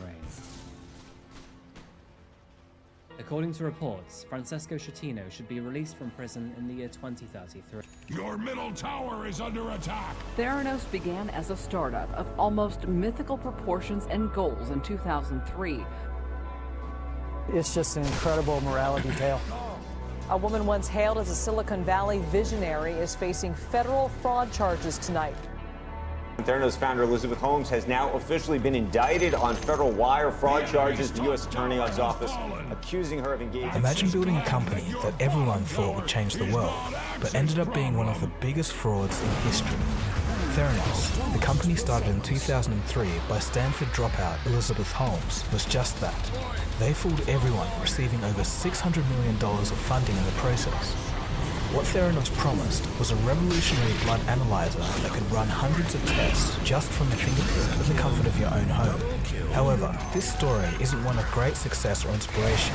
This story is about deceit, fraud, manipulation, and a CEO who would stop at nothing to get her goal. This is the story of Theranos, a company once worth $9 billion, and the story of how it all came crashing down in one of the worst disasters in Silicon Valley history. What exactly was Theranos, and how did it go so horribly wrong? Time for a good scrap.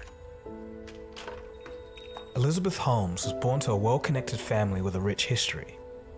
From a young age, Elizabeth knew what she wanted in life, to be a billionaire. This music is kind of wild. At age 18, she went on a Stanford-run tour of China, where she met a man 20 years her senior called Sonny.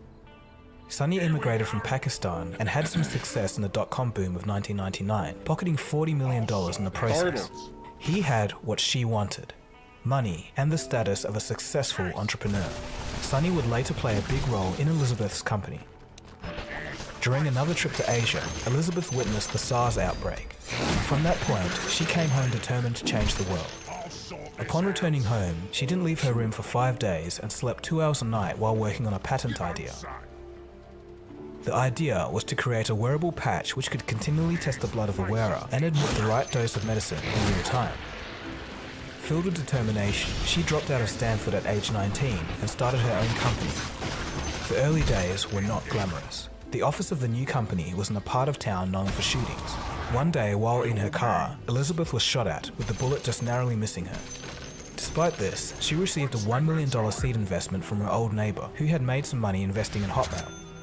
Early on, Elizabeth rode on the reputation of her investors. However, when it came to investors that specialised in medicine, she struggled to convince them as her lack of knowledge started showing. It wasn't a surprise because she had only spent a few semesters at university. So for most tech entrepreneurs, this kind of thing isn't a big issue. For example, Mark Zuckerberg only needed And I to walk master away, coding as a dude. child, That was- and he could have struck it Dude, big with that's little crazy. university knowledge. On the other I hand, just walk medicine away. and chemistry are fields that require decades of knowledge and research to find a breakthrough. Regardless, by the end of the year, Elizabeth had nearly $6 million in funding, and her idea had changed. Now, the blood testing would be done by a cartridge and reader system. Here's how it was supposed to work. Patients would prick their fingers, storing blood in a small cartridge. Pushing this cartridge into a machine would run the tests. The Theranos machines envisioned would perform tests on the spot and beam information via the internet to a lab where personnel would interpret the results and send a report back.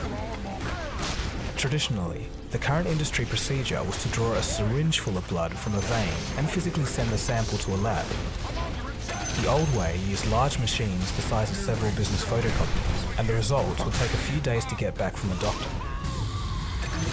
Theranos would try to scale down the components of these massive machines to fit into a box the size of a personal computer. Theranos was going to make this process faster, more comfortable, and completely bypass the need for a doctor. In this particular medical field, there are many components that are used to test blood, each of which performs a different type of test. For example, one test shoots a beam of light into the sample blood and measures the light reflected, while other tests require chemical reactions. Now this is the big lie and the problem with Theranos. There were several issues that made the Theranos machines nearly impossible. Firstly, the components would interfere with each other when placed in close proximity due to a magnitude of problems including heat, light, and electrical activity. Next, to have sufficient volume of test samples from only a pinprick on a finger, the drops of blood had to be diluted. Over-diluted samples gave inaccurate results and was outside the detection capability of the hardware. So in short, for the technology to be possible, Theranos had to make major breakthroughs on all fronts of blood analysis. They had to do all of this while only reporting to Elizabeth, who didn't really have the knowledge. Skipping forward to 2006, Theranos had some momentum and a prototype called the Theranos 1.0. Elizabeth enlisted engineers to design a new version called the Edison. However, no Theranos machine would ever be accurate or capable of performing the full range of tests that Elizabeth claimed.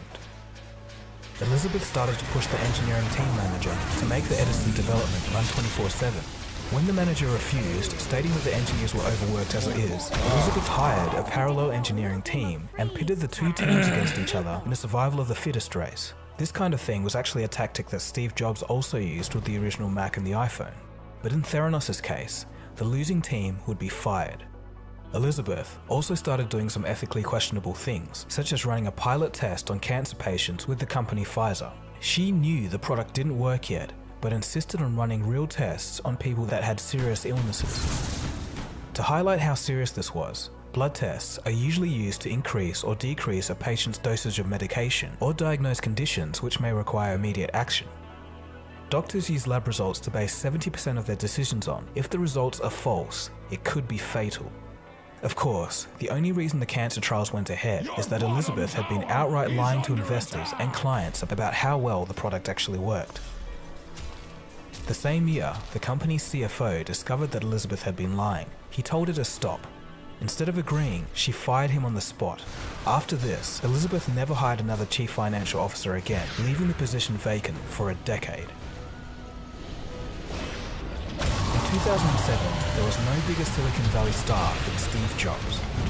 Elizabeth had started developing an obsession for Jobs.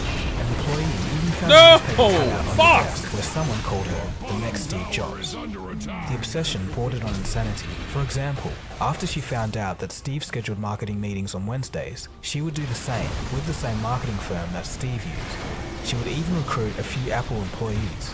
One of this included one of Steve Jobs' oldest friends and the former senior vice president of software at Apple, A.V. Tavania. He even went out of retirement to join the Theranos board. The board of Theranos was made up of a star-studded panel. Don fucking Lucas, who anything, mentored the bro. founder of Oracle, You're was the melted by the chairman. CN, you're melted by One the day, bug. Elizabeth wanted to restructure the company's shares, which would give her majority voting rights. Ex-Apple employee, Avi, who was on the board, didn't think that this was a good idea, and paired with the information that he'd received from employees about the problems during testing, he felt like he had to do something. He spoke with Don Lucas, the chairman, but this resulted in Avi resigning after he felt that his advice fell on deaf ears. Elizabeth had the board wrapped around her finger. She was a master manipulator. She spoke in a low baritone voice in order to be taken more seriously. The question was, as a 19-year-old, how do you go about the process of convincing people that you know what you're doing? It's about finding people who believe in you, because the worst possible thing in the world is to have someone who doesn't believe in you backing you, because it's not going to result in a good situation. On occasion, she forgot to put on the voice and was caught using a natural voice before realizing and dropping several tones. No, it hasn't. Well, if I use additional words to describe what we're doing, it's hard because it doesn't associate it with mental processing for analyzing drugs. Shortly after the company moved to a prime location in Silicon Valley, a new member of the sales team soon found out that the financial projections were based off pilot tests that weren't honest. The issue was brought to the board, who ran an emergency meeting and decided to fire Elizabeth. 2 hours after they brought her in to tell her the decision, she had convinced them to reverse it. This incredible power of persuasion is another reason why Theranos went so far with no real working technology. Shortly after the meeting, Elizabeth fired those who raised the alarm. By this stage, employees leaving or being fired was common. In fact, all employees who came from Apple would leave in just a couple of years.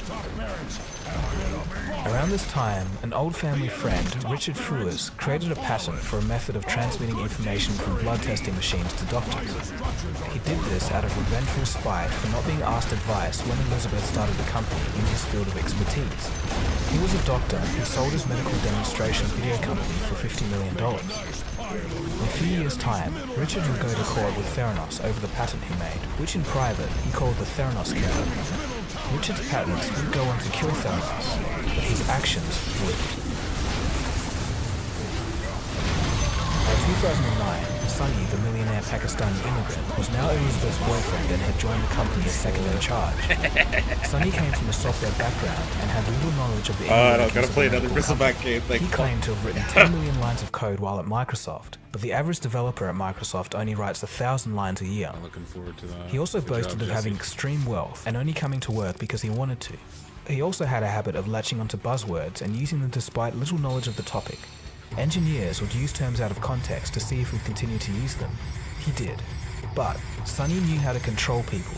He was feared within the company. He constantly fired people and let his tempers flare. 2010 saw a whole lot of money pouring into Silicon Valley. Facebook, Twitter, and Uber were all taking